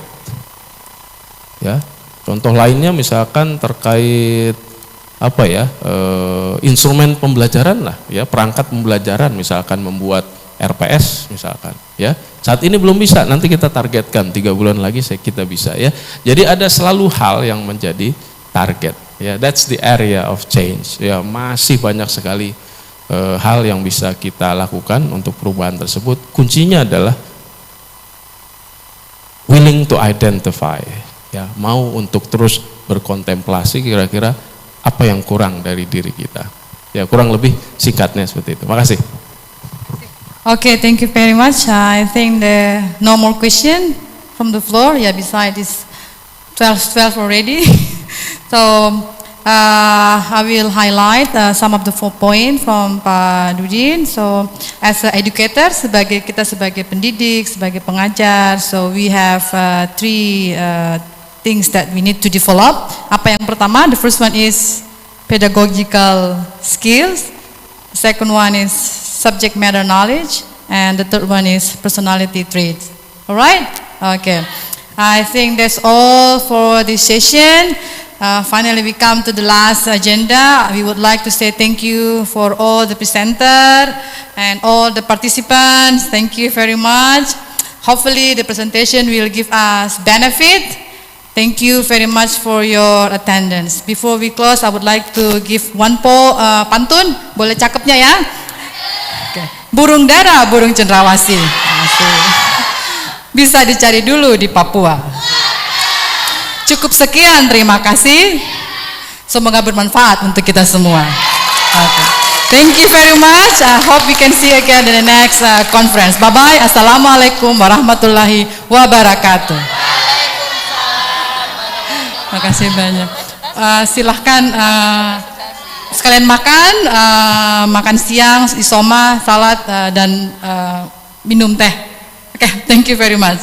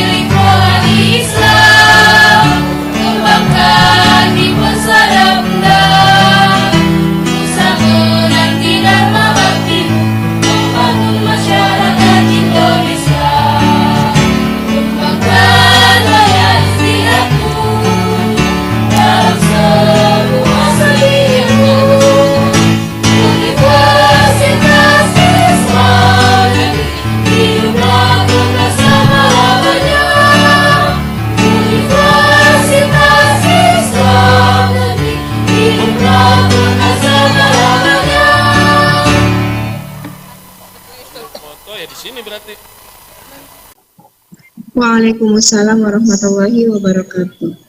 Okay, thank you so much for this chance that you given me time for present our presentation. Okay, my friends, my name is Tina. I come from Universitas Ahmad Dahlan, and now I live in Japan. So that's why I take this topic, the effect of katakana writing system and Japanese nationality for English learners in Japan. Okay, thank you for Ibu Moderator, this chance. Okay, we can continue.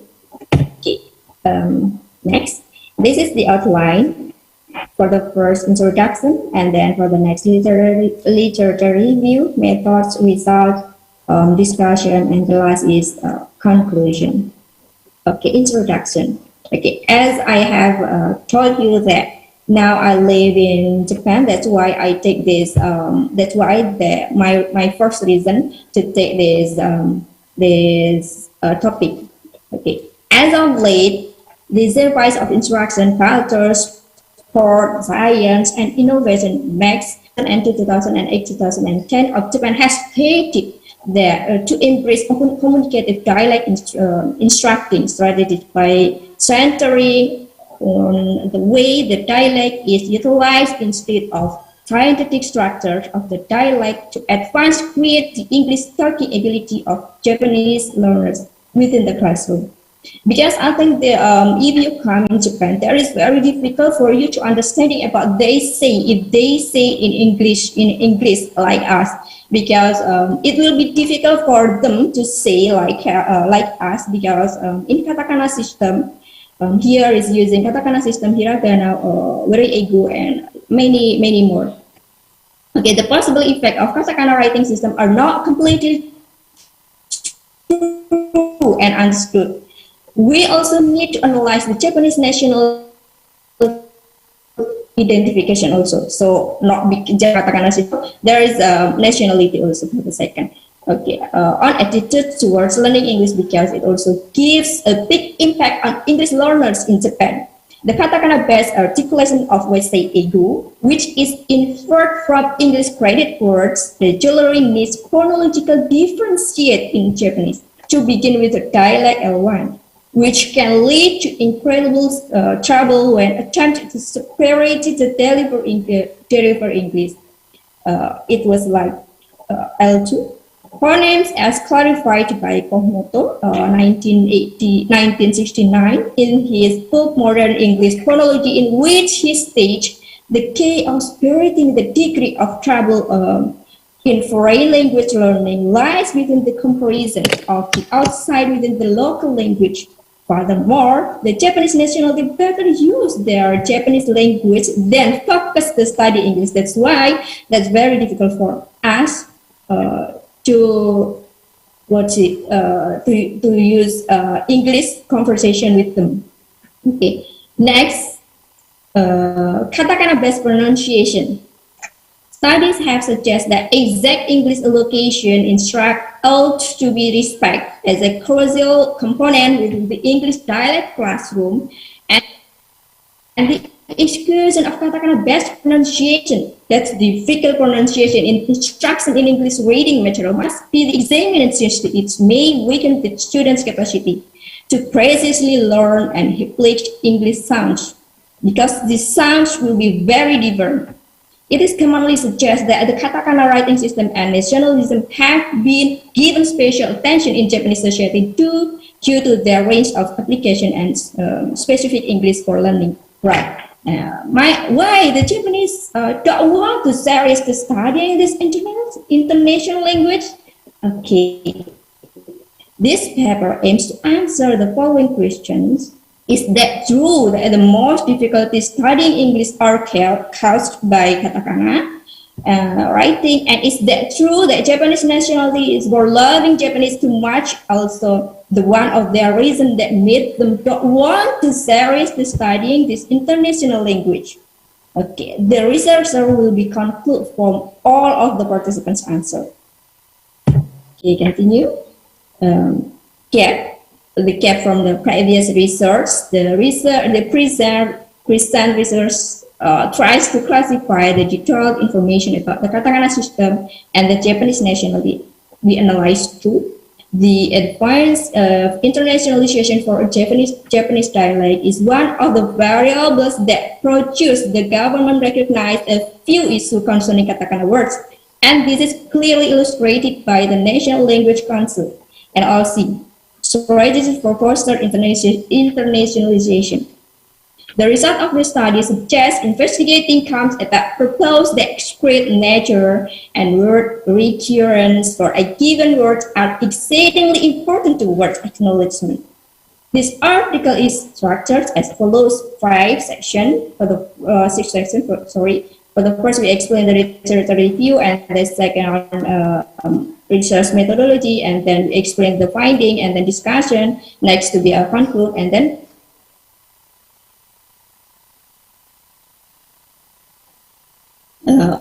we will for the next literature review. This is about katakana. Katakana is the one of style writing system in Japan. Okay, I think I will show you how the shape of katakana. There is no L in katakana. So Japanese person can say it's like a level. Okay, and then katakana, there is a garaigo. Garaigo is a called ryogo. It's the loan words from English. It can be or Dutch but most of loan words is come from English. And then for the next is wasei ego. Wasei ego is a bit like composed kanji. Kanji implies kanji is the borrowing sentence or writing system from China. So the writing system kanji from Japan, Taiwan, it will be same kanji, but how to pronounce is different. Okay, English made in Japan, which can be exceptionally befitting to local English speakers. Numerous Japanese to think we say ego is total retention of English. It was like me, my piece. I think in English you can say by my piece, but in Japanese style it will be different. My piece, it was like. So the meaning also will be different because of they will give the meaning by them. Okay. Next, Japanese nationality. That's the second reason. Garaigo is called Ryogo loan words, which additionally a dialect word is called Garaigo. Sorry. Okay, so for nationality. For nationality, you can learn from Japan. I think in terms of using national language, we can learn from Japan because I think they don't want to study English because they love their language so much. So they don't want to study English, and they just want to. Somebody wants to come to Japan, they should study their language. So they don't want to study English, right? So that's why 2020 there is SEA Games in Japan. So many persons that already are they study English because of that. Okay, next, the method we use research data collection, analyze method. We use qualitative approach. Okay, Creswell 2009 defines the research design as a research plan and procedure to a detailed data collection and analyze method. The function of the research design is to ensure that the evidence obtained enables us to answer the original questions as clearly as possible.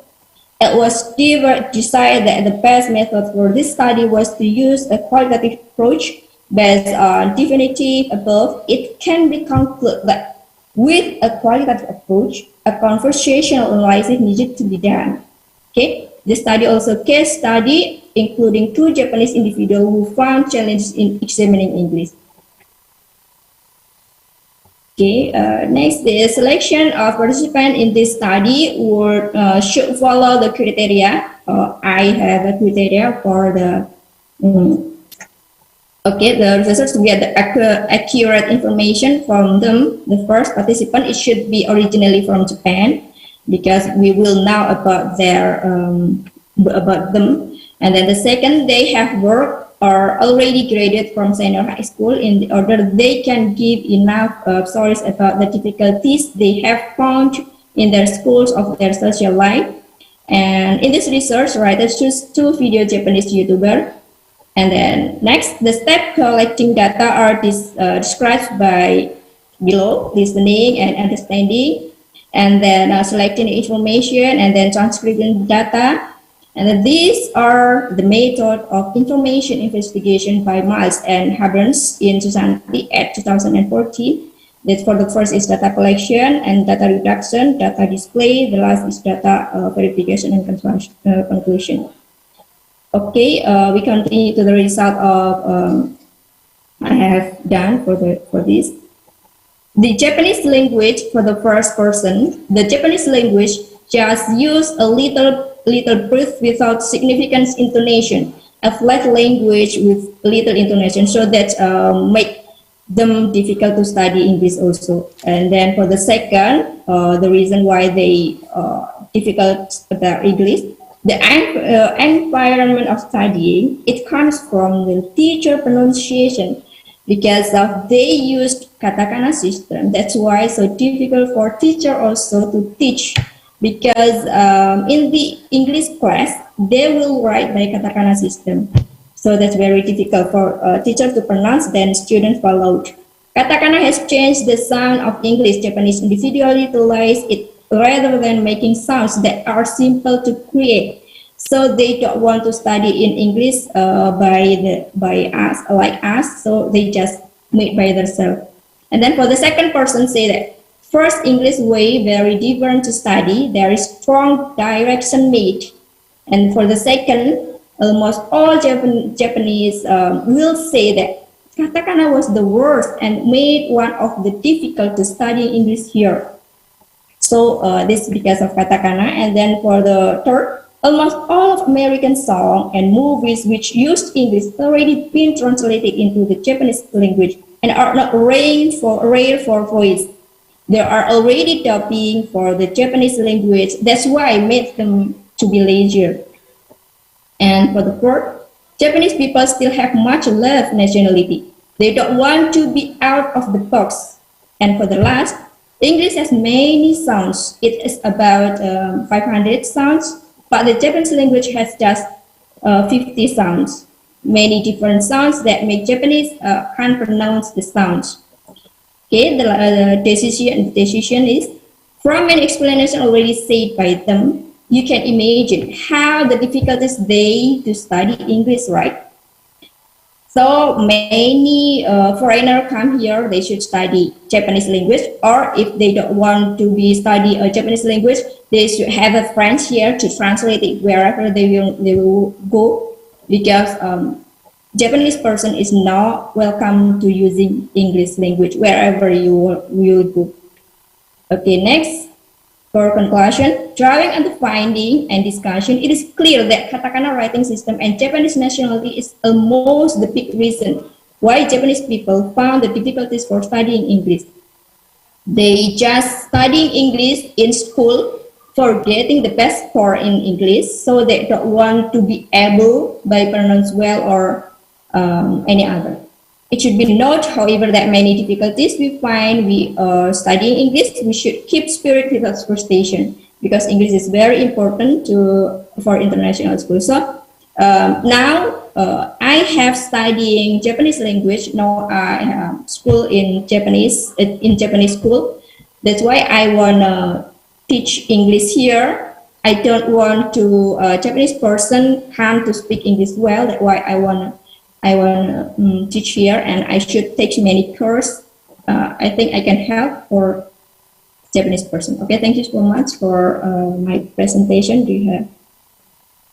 Assalamualaikum warahmatullahi wabarakatuh. Waalaikumsalam warahmatullahi wabarakatuh. Thank you so much, Ibu Tina, for your interesting presentation. Okay, next we move to the third presenter today, Ibu Yuli Asni from IAIN Parepare. Ya, Bu. Ibu Yuli, can you hear me? Ya. Okay, Ibu Yuli, are you ready to present your material? Yes, I'm ready. Should I share now? Okay. Yes. Okay, I would like to remind you that the presentation will take about 10 minutes. Okay, time is yours, Ibu. Okay, bismillahirrahmanirrahim. Assalamualaikum warahmatullahi wabarakatuh. Waalaikumsalam warahmatullahi wabarakatuh. Bapak Ibu, thank you very much for the opportunity. Today I'm going to present to you an article under the title Alpha Generation in ILT, The Teacher's Perspective. I am Yuli Asni, I'm from IAIN Parepare. Okay, this presentation consists of background, method, result and discussion, and conclusion. The first one is background. Okay, Strauss and Howe in their book under the title Generations generations, the history of America's future, they mention that generational change happens every 20 years. Now, actually, today, the generation in the society all over the world categorized into several generation. The first is the pre-baby boomer generation. They are people who were born before 1945, and then the baby boomer generation are people who were born between 1945 until 1965, and then the X generation. X generation is actually the people who were born in 1965 until 1976. And then the Y generation, also known as the millennials, they are people who were born between 1977 until 1997. And the next generation is Z generation. The Z generation is people who were born between 1998 until 2010, and the last generation currently exists all over the world is mentioned as Alpha generation. Alpha generation are people who were born between 2010 until 2025. The characteristic of the Alpha generation, I will explain this in the next slide, and then Saputra and Surya Ningwidi in 2020 mentioned in their research that the educators had not been technologists or had sufficient technological background, so it was not surprising that educators had some grievance in dealing with teaching the Z and Alpha generation students. Okay.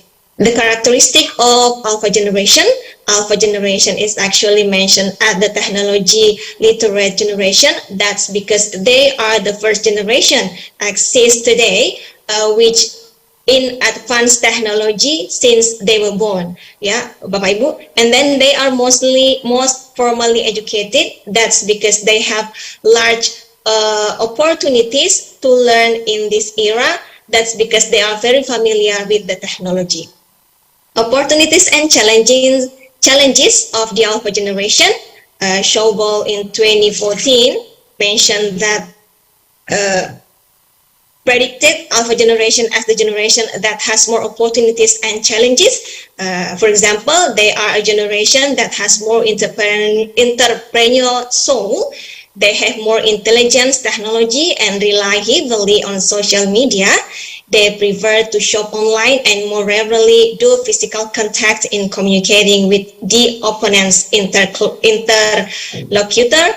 They will be more pampered and influenced by their parents who are generation X and Y, and they are able to fulfill his needs on its own, more educated and more ready to face greater challenges. Based on the backgrounds I have explained, this paper or this presentation will give you an explanation or answer related to the Alpha generation in LT from the teacher's perspectives. The second part is the method. This research is actually applied qualitative approach to attain data related to the teacher's perspective toward the students or the Alpha generation in ELT. The participants in this research are 3 middle school English teachers in Wajok district. This is actually the limitation in this study. That's because the interviewed teachers, the teachers from Y and Z generation. Why they were chosen? That's because the Y and the Z generations are the generation who are familiar with the technologies, and then they are predicted to take or to have domination in the next several years in education sectors. And also we need to understand that the youngest teacher access or teach in the school today, they are the first age of the Z generation. And then the participants were interviewed via online through Zoom meeting, and then the results were descriptively analyzed through 4 steps. They are selecting, transcribing, interpreting, and reporting. The result and discussion. And these are several extracts. I hope this extract will help us to understand the result of this study. The first area is the knowledge related to the alpha generation. The researcher asked the teacher, have you ever heard of the alpha generation before? And then the teacher said, yes. Actually, the teacher said, I don't know much about that generation, but I have ever read about it. They are children with high technology literacy, and maybe my students are part of the alpha generation. And then the alpha generation is actually children born between 2010 until 2025. They are categorized as smartest generation today because they were born in the era of advanced technology and grew up side by side with it. The teacher said that the teacher actually felt surprised. 2010, that's because she said, my current students in 7th grade are mostly born in 2010, but many of them also born in that year are now in the 8th grade. From this abstract, from these two abstracts, we can get information that actually the teacher, they maybe don't understand or they don't know the meaning of the alpha generation, but they understand that the current students they teach in the classroom are the students with the high literacy of technology, which is, they are categorized as alpha generation. And then the second part, talking about the teaching the alpha generation, the researcher asked the teacher, due to the change of generations, is there any special treatment in teaching the newest generation of children? The teacher answered, currently we are required to act as facilitators. Teachers who have attended teacher training are equipped with the latest teaching methods that help us carry out our role as facilitators in the classroom. I myself, I try to apply what I have learned. Try to bring students' daily lives into the learning process. Sometimes I give them assignments to create English content or watching English learning videos on TikTok. As my observation, they like and love to do that. I also use English learning application in the class. From this abstract, we can get information that actually the teachers, especially teachers from Y and Z generation, they use technology in teaching process. They try to bring the students' daily life in the teaching process. They try to use the social media such as TikTok and also use the English learning application in learning process. From this, we can conclude that the teachers familiar with technology and they applied it and they understand that the students they teach actually like to learn technology. That's because they have observed about it before. The next is about the difficulty in teaching the alpha generation.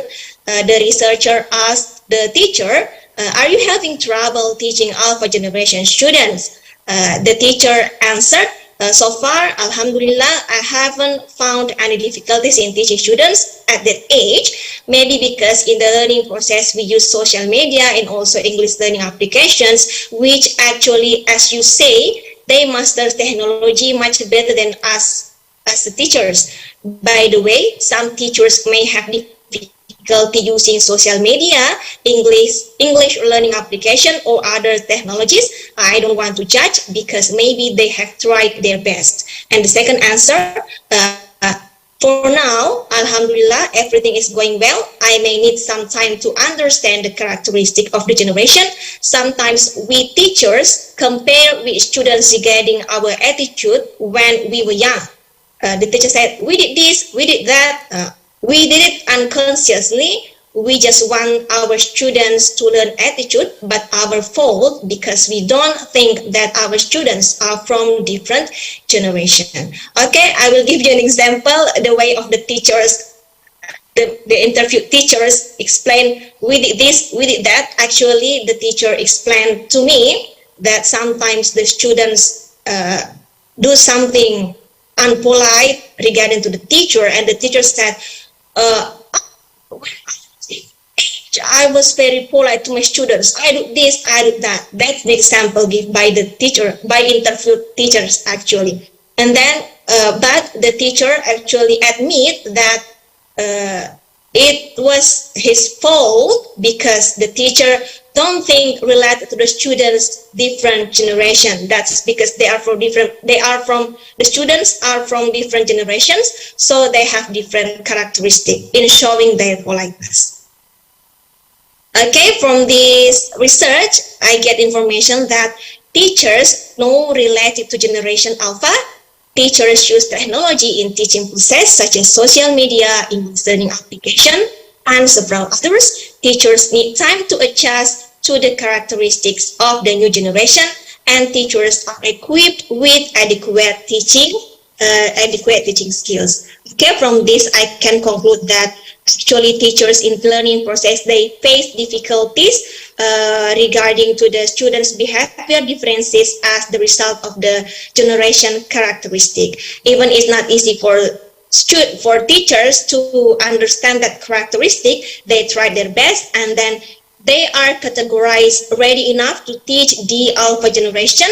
And then the teachers are equipped with the ability to face changing e-learning process, including the generation switching. Okay, Bapak Ibu, thank you very much. That's all for me. Assalamualaikum warahmatullahi wabarakatuh.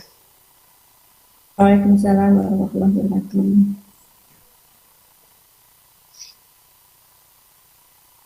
Okay, thank you very much for Ibu Yuliasni for such an informative presentation. Next, I would like to invite Ibu Sari Dewi Novianti from UIN Wali Songo Semarang. Ibu Sari, are you here? Yes, I think she is not here, so let's just move to the next presenter. Ibu Fauzul Edvita from Universitas Islam Riau. Ibu Fauzul, can you hear me? Hello, ma'am. I'm a college student and I'm mahasiswa dari Ma'am Fauzul Edvita, ma'am. Okay, so Ibu Rida ya. Ibu Rida, you will present the material. Yes, okay. So your time to present your material is about 10 minutes. Okay, Ibu Rida, time is yours. Oh my God. Apa dia? Patah.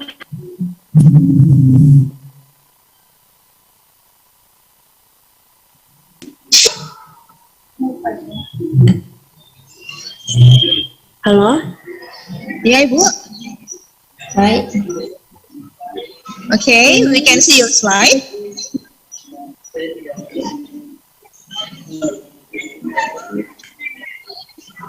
Ya, kelihatan Bu slide-nya? Bisa Ibu mulai presentasinya, Bu. Assalamualaikum warahmatullahi wabarakatuh. Waalaikumsalam warahmatullahi wabarakatuh. Good afternoon, everyone. I'm Rida Putri Rahayu. I'm a college student and Ma'am Fauzul is my lecturer. Here, as a presenter of paper that is Student Perception of the Effectiveness of Speaking for General Communication Subject during Online Learning.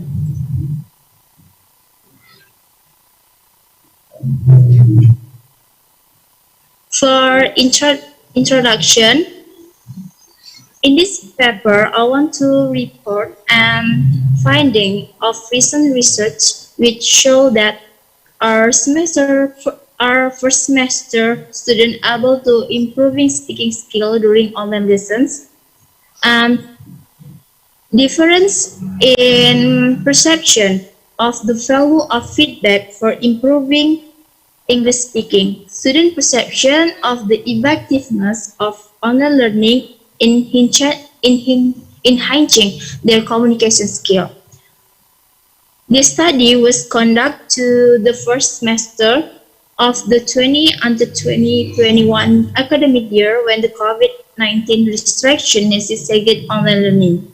COVID-19, or so-called coronavirus disease, is a widespread in many countries and around the world. Online classes to prevent the spread of this pandemic.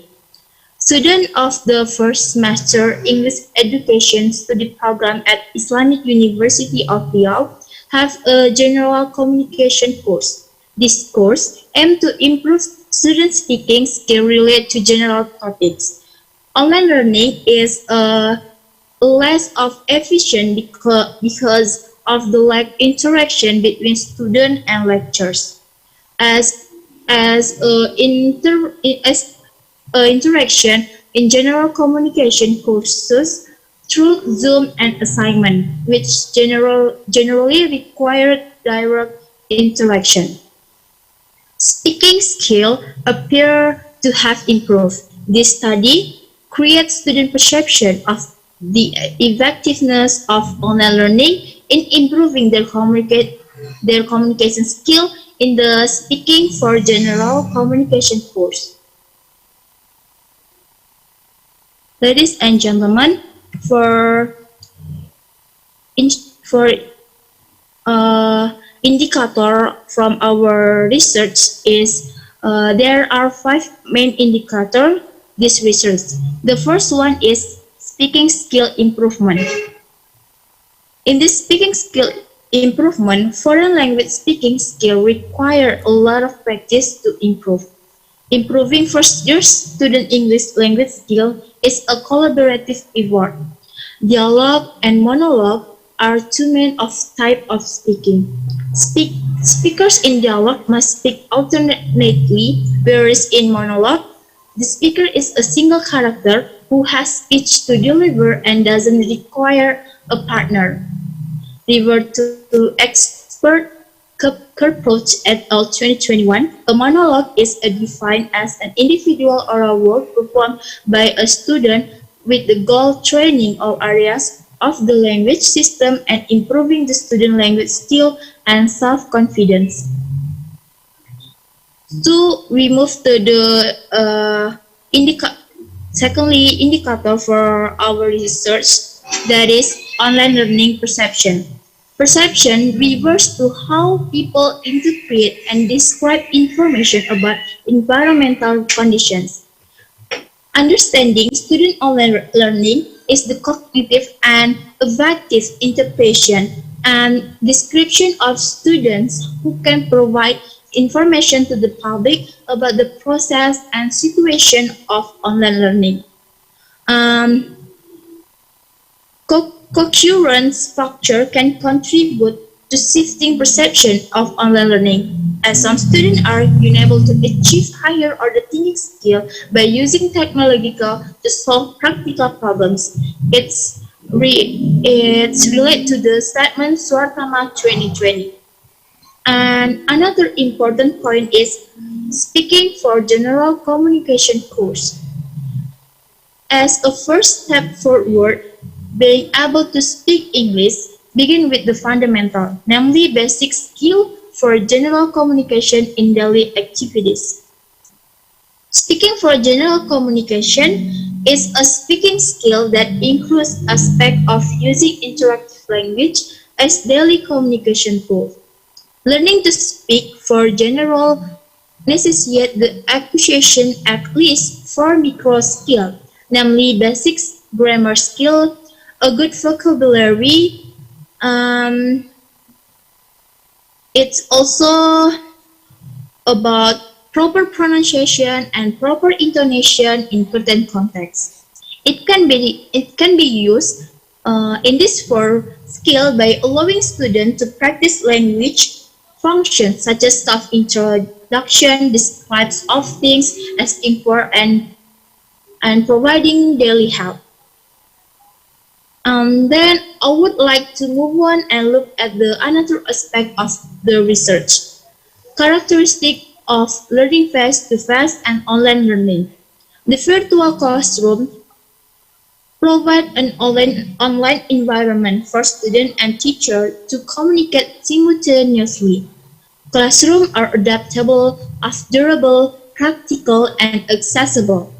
Boosting students' skill and confidence, and learning can be accessed at any time and from any location. Then face-to-face learning can help to establish and maintain relationship between teachers and students. Can directly interact with friends, build student confidence when asking questions in class, and explore and develop self-ability. It's referred to Asume Mary and Alhumut in 2021. On the other hand, advantage and disadvantage. The main benefit of virtual classroom are the flexibility and convenience they provide for students who live in remote locations. Technical issues are critical issues in online learning that can lead to a negative student experience.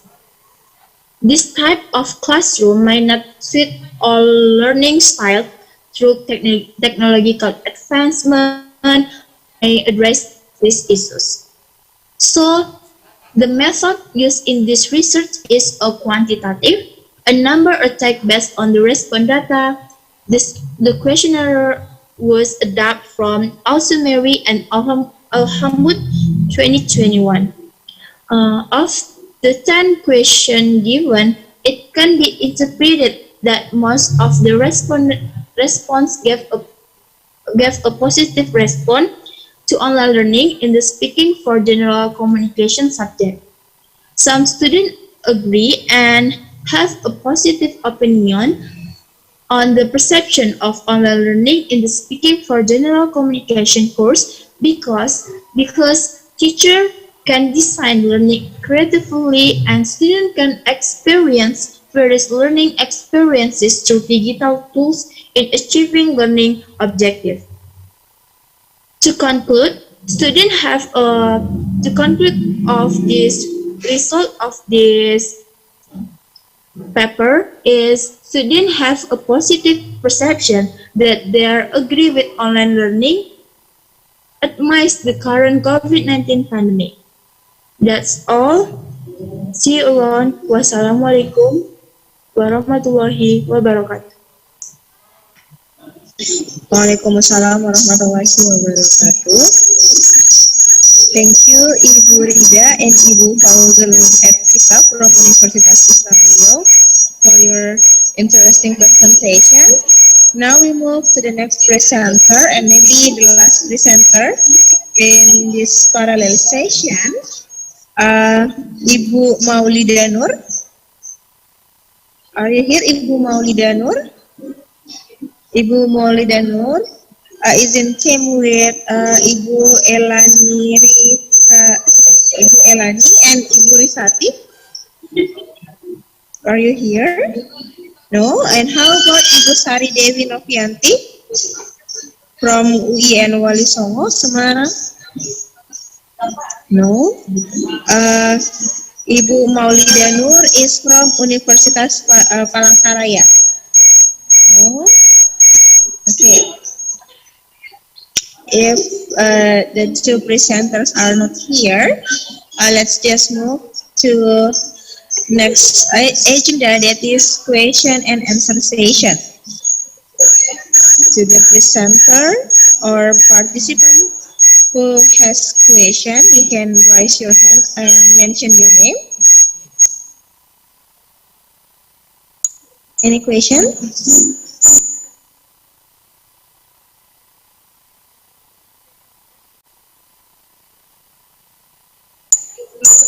And how about the participant in ballroom? Oh yeah, for your information, this parallel session is shown live in our ballroom in Hotel Sultan Alauddin ya. Jadi tadi waktu Bapak Ibu presentasi, ini bukan cuma kami yang di room ini yang lihat, tapi satu ballroom yang nonton. Oke, bagaimana dengan adik-adik? Ada pertanyaan?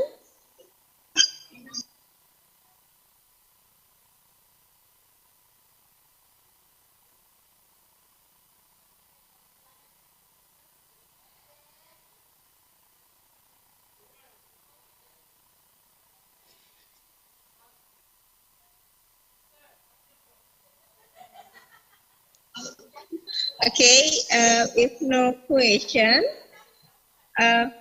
ladies and gentlemen, let's move to the last agenda in this parallel session, that is closing.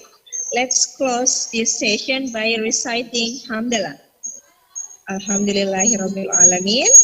Thank you so much to all the presenters and also participants. Thank you. Bapak Ibu, terima kasih sudah bersedia untuk presentasi di conference kami. Semoga nanti kita bisa bertemu secara live ya pada event-event selanjutnya. Thank you. Assalamualaikum warahmatullahi wabarakatuh. Waalaikumsalam warahmatullahi wabarakatuh.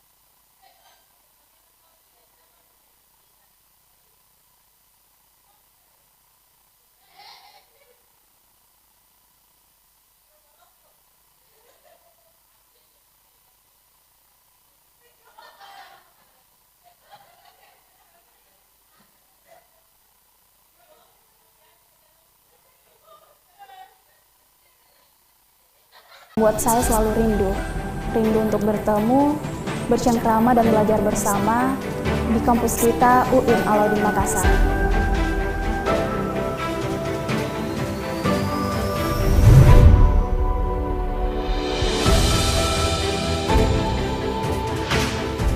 Saat memasuki area kampus, kita akan disambut nuansa hijau yang menyejukkan dengan suasana panorama alam yang meneduhkan. Assalamualaikum. Di UIN Alauddin, manusia dan alam terasa bersahabat. Kampus benar-benar menjadi tempat ternyaman. Mohon tempat duduk di depan diisi supaya kelihatan, atau yang di sini-sini. Gak bagus kelihatan di belakang penuh.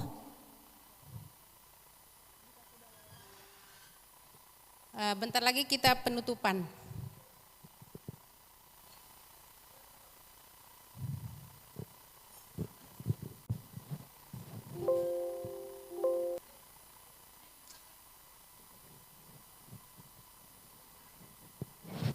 Ya.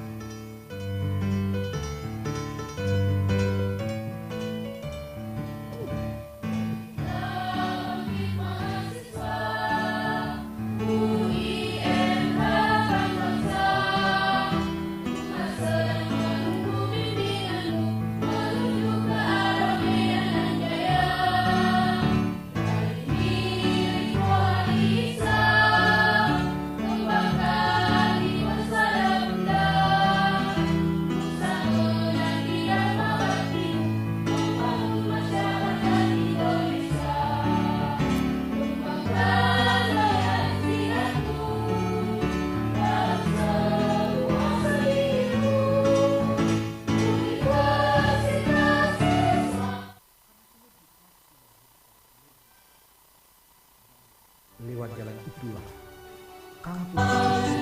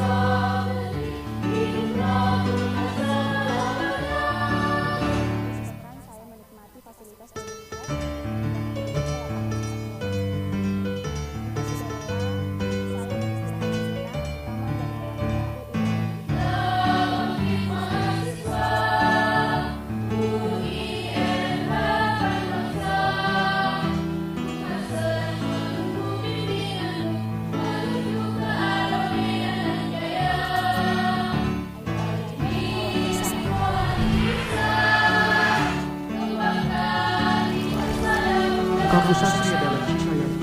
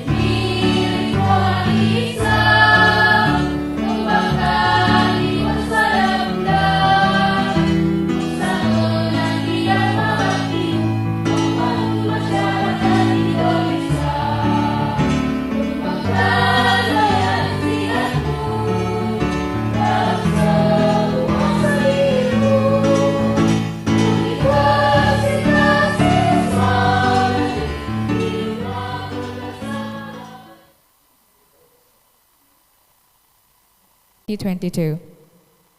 The time's yours.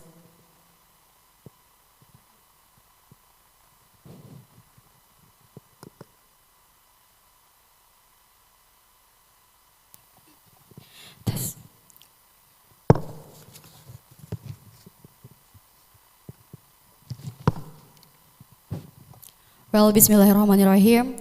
Assalamualaikum warahmatullahi wabarakatuh.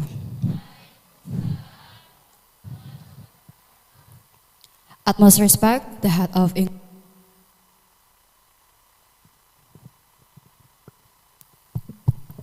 Well, utmost respect.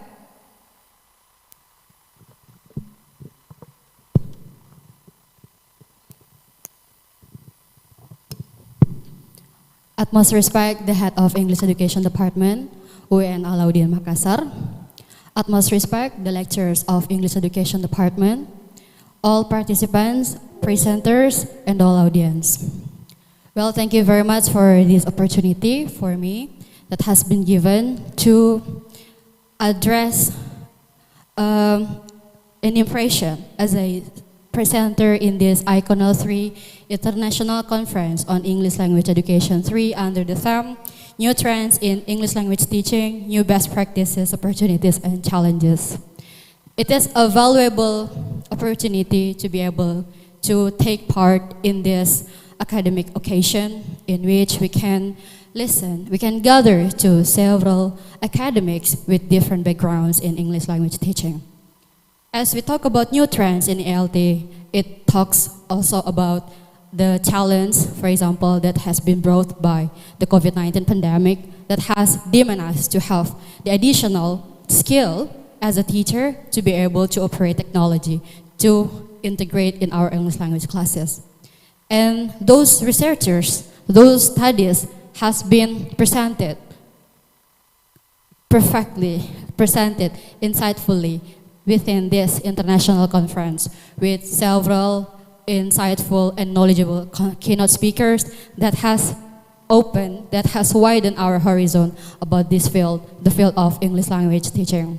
So ladies and gentlemen, I'm looking forward to the fourth Iconele with even a better improvement. It's already amazing to me and all two other presenters and also to other audiences, participants. Thank you very much for English Education Department at UN Alauddin Makassar, at EP, and also other affiliates that had made this event to be possible. Thank you very much for this opportunity. That's all that I can say. Billahi fisabil haq, fastabikul khairat. Wassalamualaikum warahmatullahi wabarakatuh.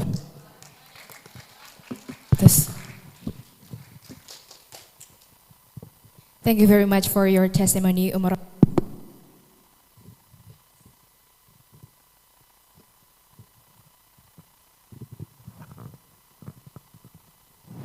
Well, ladies and gentlemen, we gladly invite the head of English Education Department to deliver the closing speech of the third International Conference on English Language Education 2022 officially by Professor Dr. Haja Siti Asisa, MED, ST, PhD. The time is provided.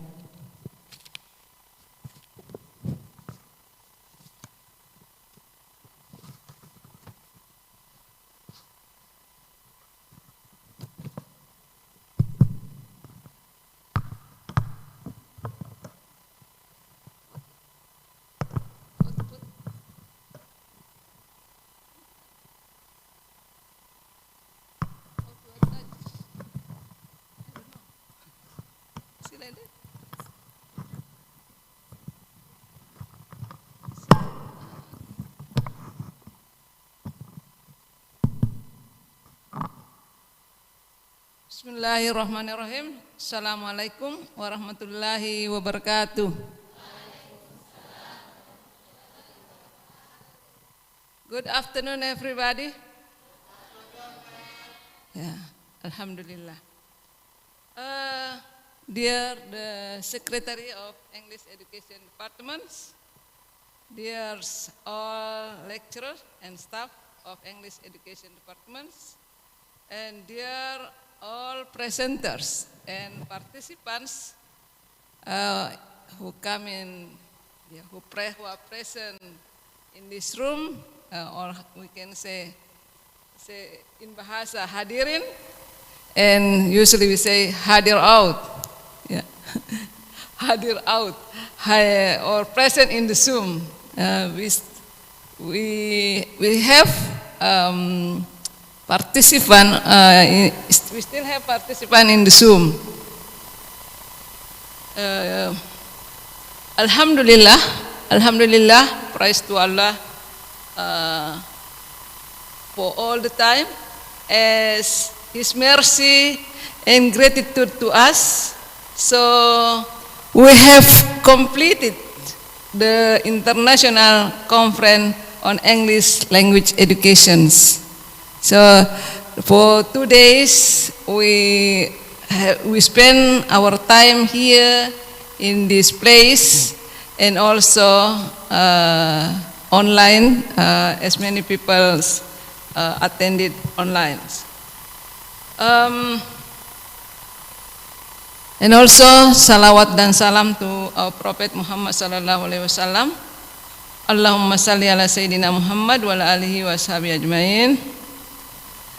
Dear ladies and gentlemen, Alhamdulillah, the conference of Iconele that we host for 2 days run well.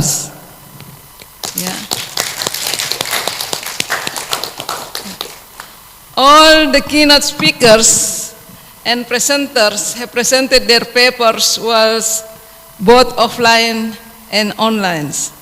They are all well done. So there are 6 keynote speakers. There are two of them presented offline, and the other 4 presented from their own place, their own country. There are Dr. Willy Renandia Ardian, Mr. Inero Volbuano Ancho, and Dr. Min Nguyens, and Mr. Joe Dels. And for the who come here, who come to these places to present, Dr. Didin Nuruddin Hidayat VHT, and Dr. Andika Harudin SIP M Home. Thank you for all your participation, for all kindness to present your papers in this conference. And also thanks to all presenters who are registered presenters, who enthusiastic to present their own article, their own research to share with us, their research finding to share with us. So not only from the lectures, but also many of them current students, especially many students coming here in this place who already present, who already brave to present their own articles from their research finding. And clap hand for them. Yeah, clap hand. We appreciate of you, because this is the very great place for you to to train you to speak in front of the public, especially in international forums. Well done. Okay, and thank you. Having attended the conference, I will maybe for the participant, do you know? I want to check whether you attended well or not. I want to ask you, who is what is the topic from the speaker, Dr. Andika Harudin? Still remember?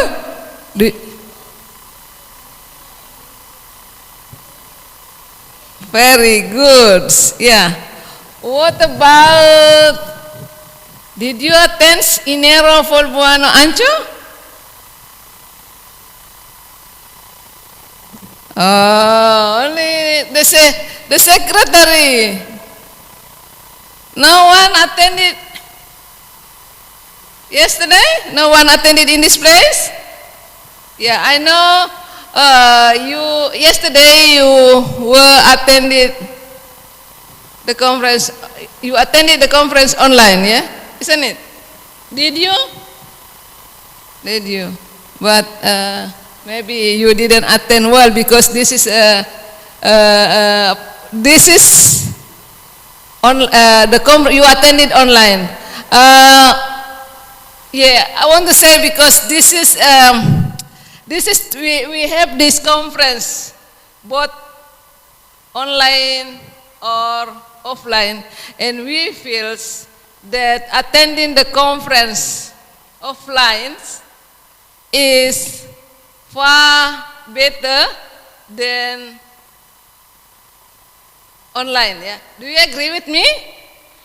Yeah, that's why many presenters, many participants come into this place far away. They spend a lot of money and energy to come here, especially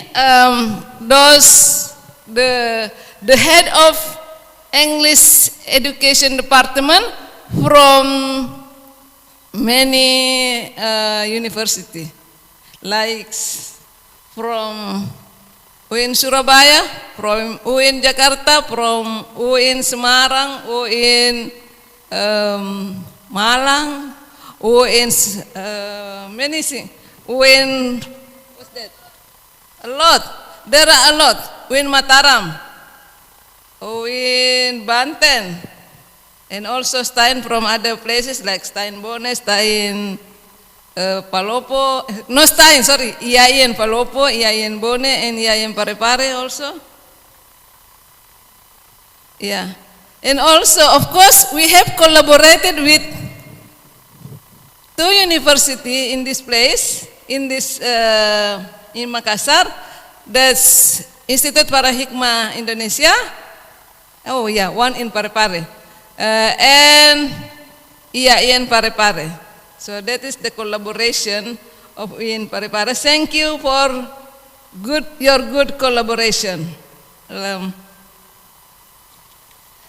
Okay. Beside the conference, we also conducted business meeting for PBI English Education Department leaders of PTKIN. So we conducted a business meeting. So this is for discussing about how to improve the quality of English Education Department. So many of, I think the head of English Education Department come to this place, come to Makassar to support us, and also conducted business meeting. And actually, this is we didn't plan it before, but I think it is coincidentally. And so we can, even though it is coincidentally, Alhamdulillah, we can run it well. Okay. Yeah. Thanks, and I would like to say also thanks to all the participants, and thanks. The most important thing is all the committee members. Yeah. All the committees member headed by the secretary of the English Education Department, Ibu Dr. Siti Nurfahmi, SPD MPD. And they are all enthusiastic members. Most of them are, we can say, iron ladies. Yeah, they are all here in the France are iron ladies. Yeah. And also one of the members of the committee just coming from overseas. Yeah. Who is he? Siapa dia? Baru datang dari menjelajah ya ke Singapura, Malaysia, and Thailand. Yeah. But also before this meeting, before this conference, they already work hard to help us. So thank you for coming to this closing ceremony. Yeah.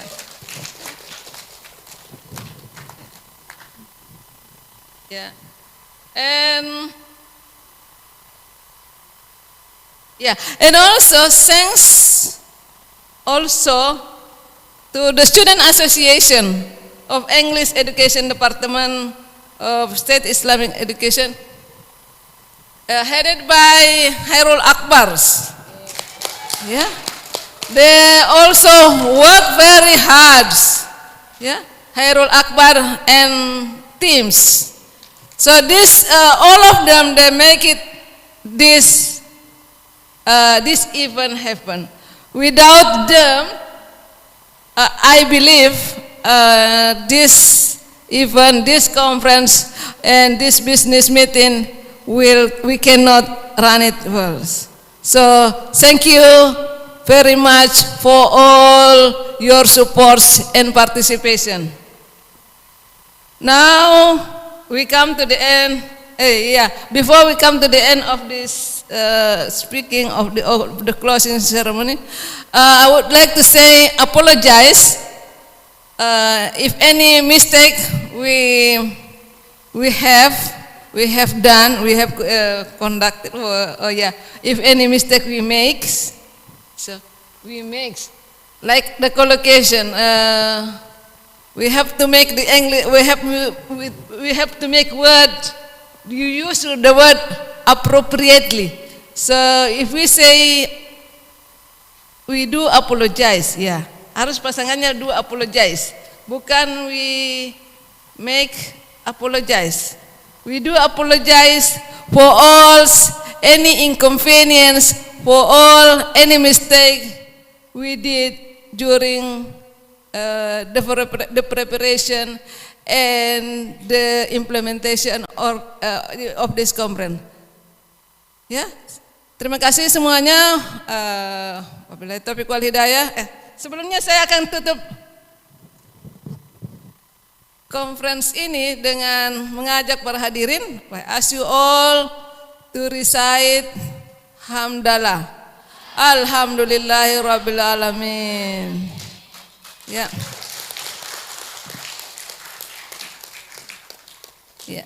That's all I want to say. Assalamualaikum warahmatullahi wabarakatuh.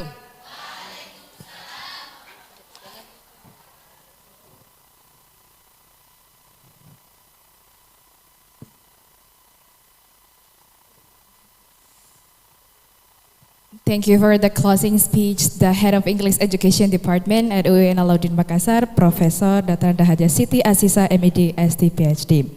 Well, ladies and gentlemen, that's all of the third International Conference on English Language Education 2022. We highly deliver our gratitude for your participation during this event. We would like to highly thanks to Multimedia, Link Media, for supporting this event.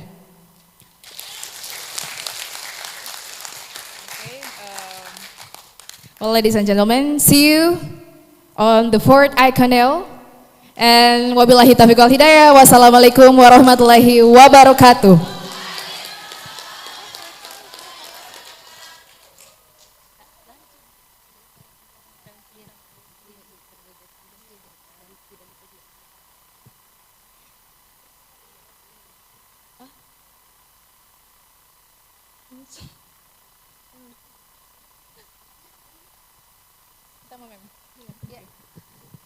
Selanjutnya sesi foto.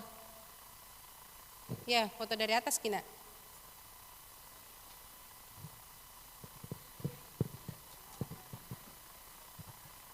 Mau dulu di sini. Oh, berdiri Kika. Atur dong.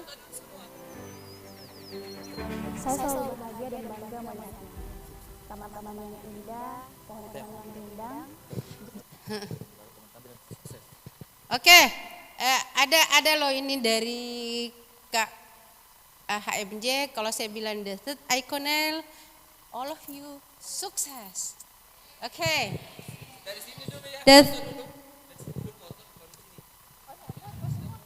The third Iconele. One more. The third Iconele. One more. The third Iconele. Thank you.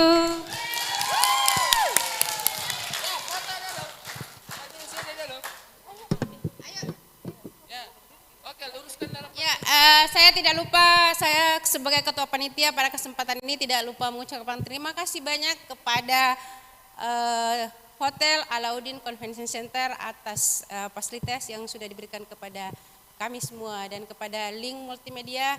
Terima kasih atas bantuannya untuk mensupport kegiatan ini. Insya Allah semoga kami sukses, Anda juga sukses.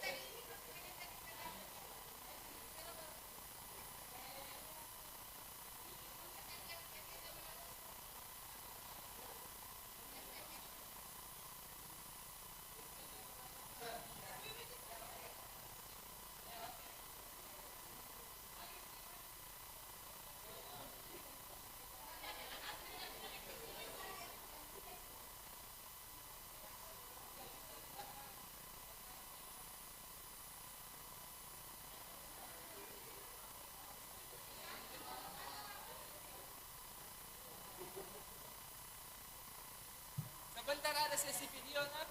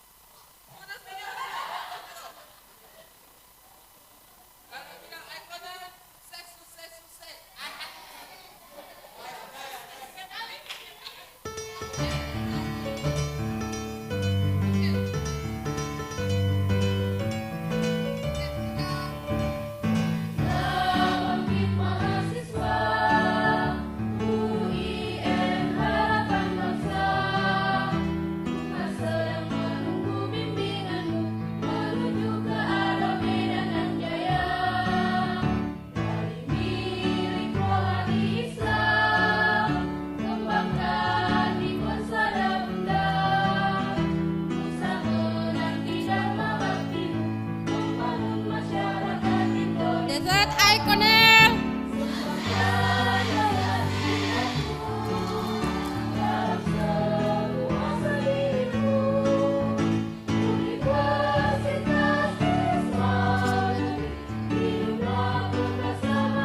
Dessert Iconele.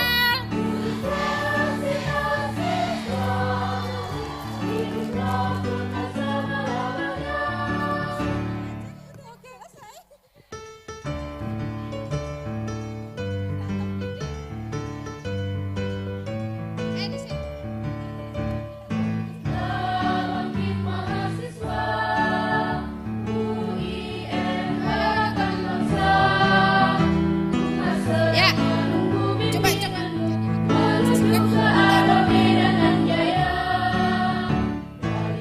Foto di sini.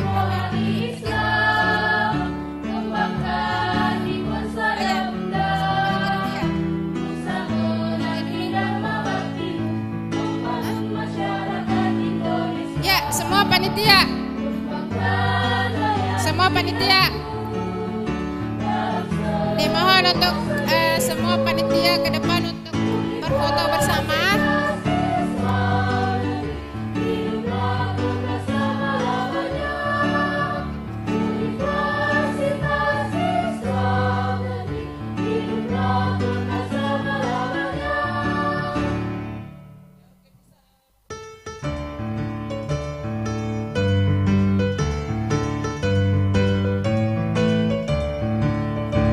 Halo, mahasiswa jangan dulu supaya bisa foto di sini. Bareng, yang pulang dulu. Mahasiswa yang mau berfoto jangan pulang dulu, yang tidak mau berfoto ya pulang aja.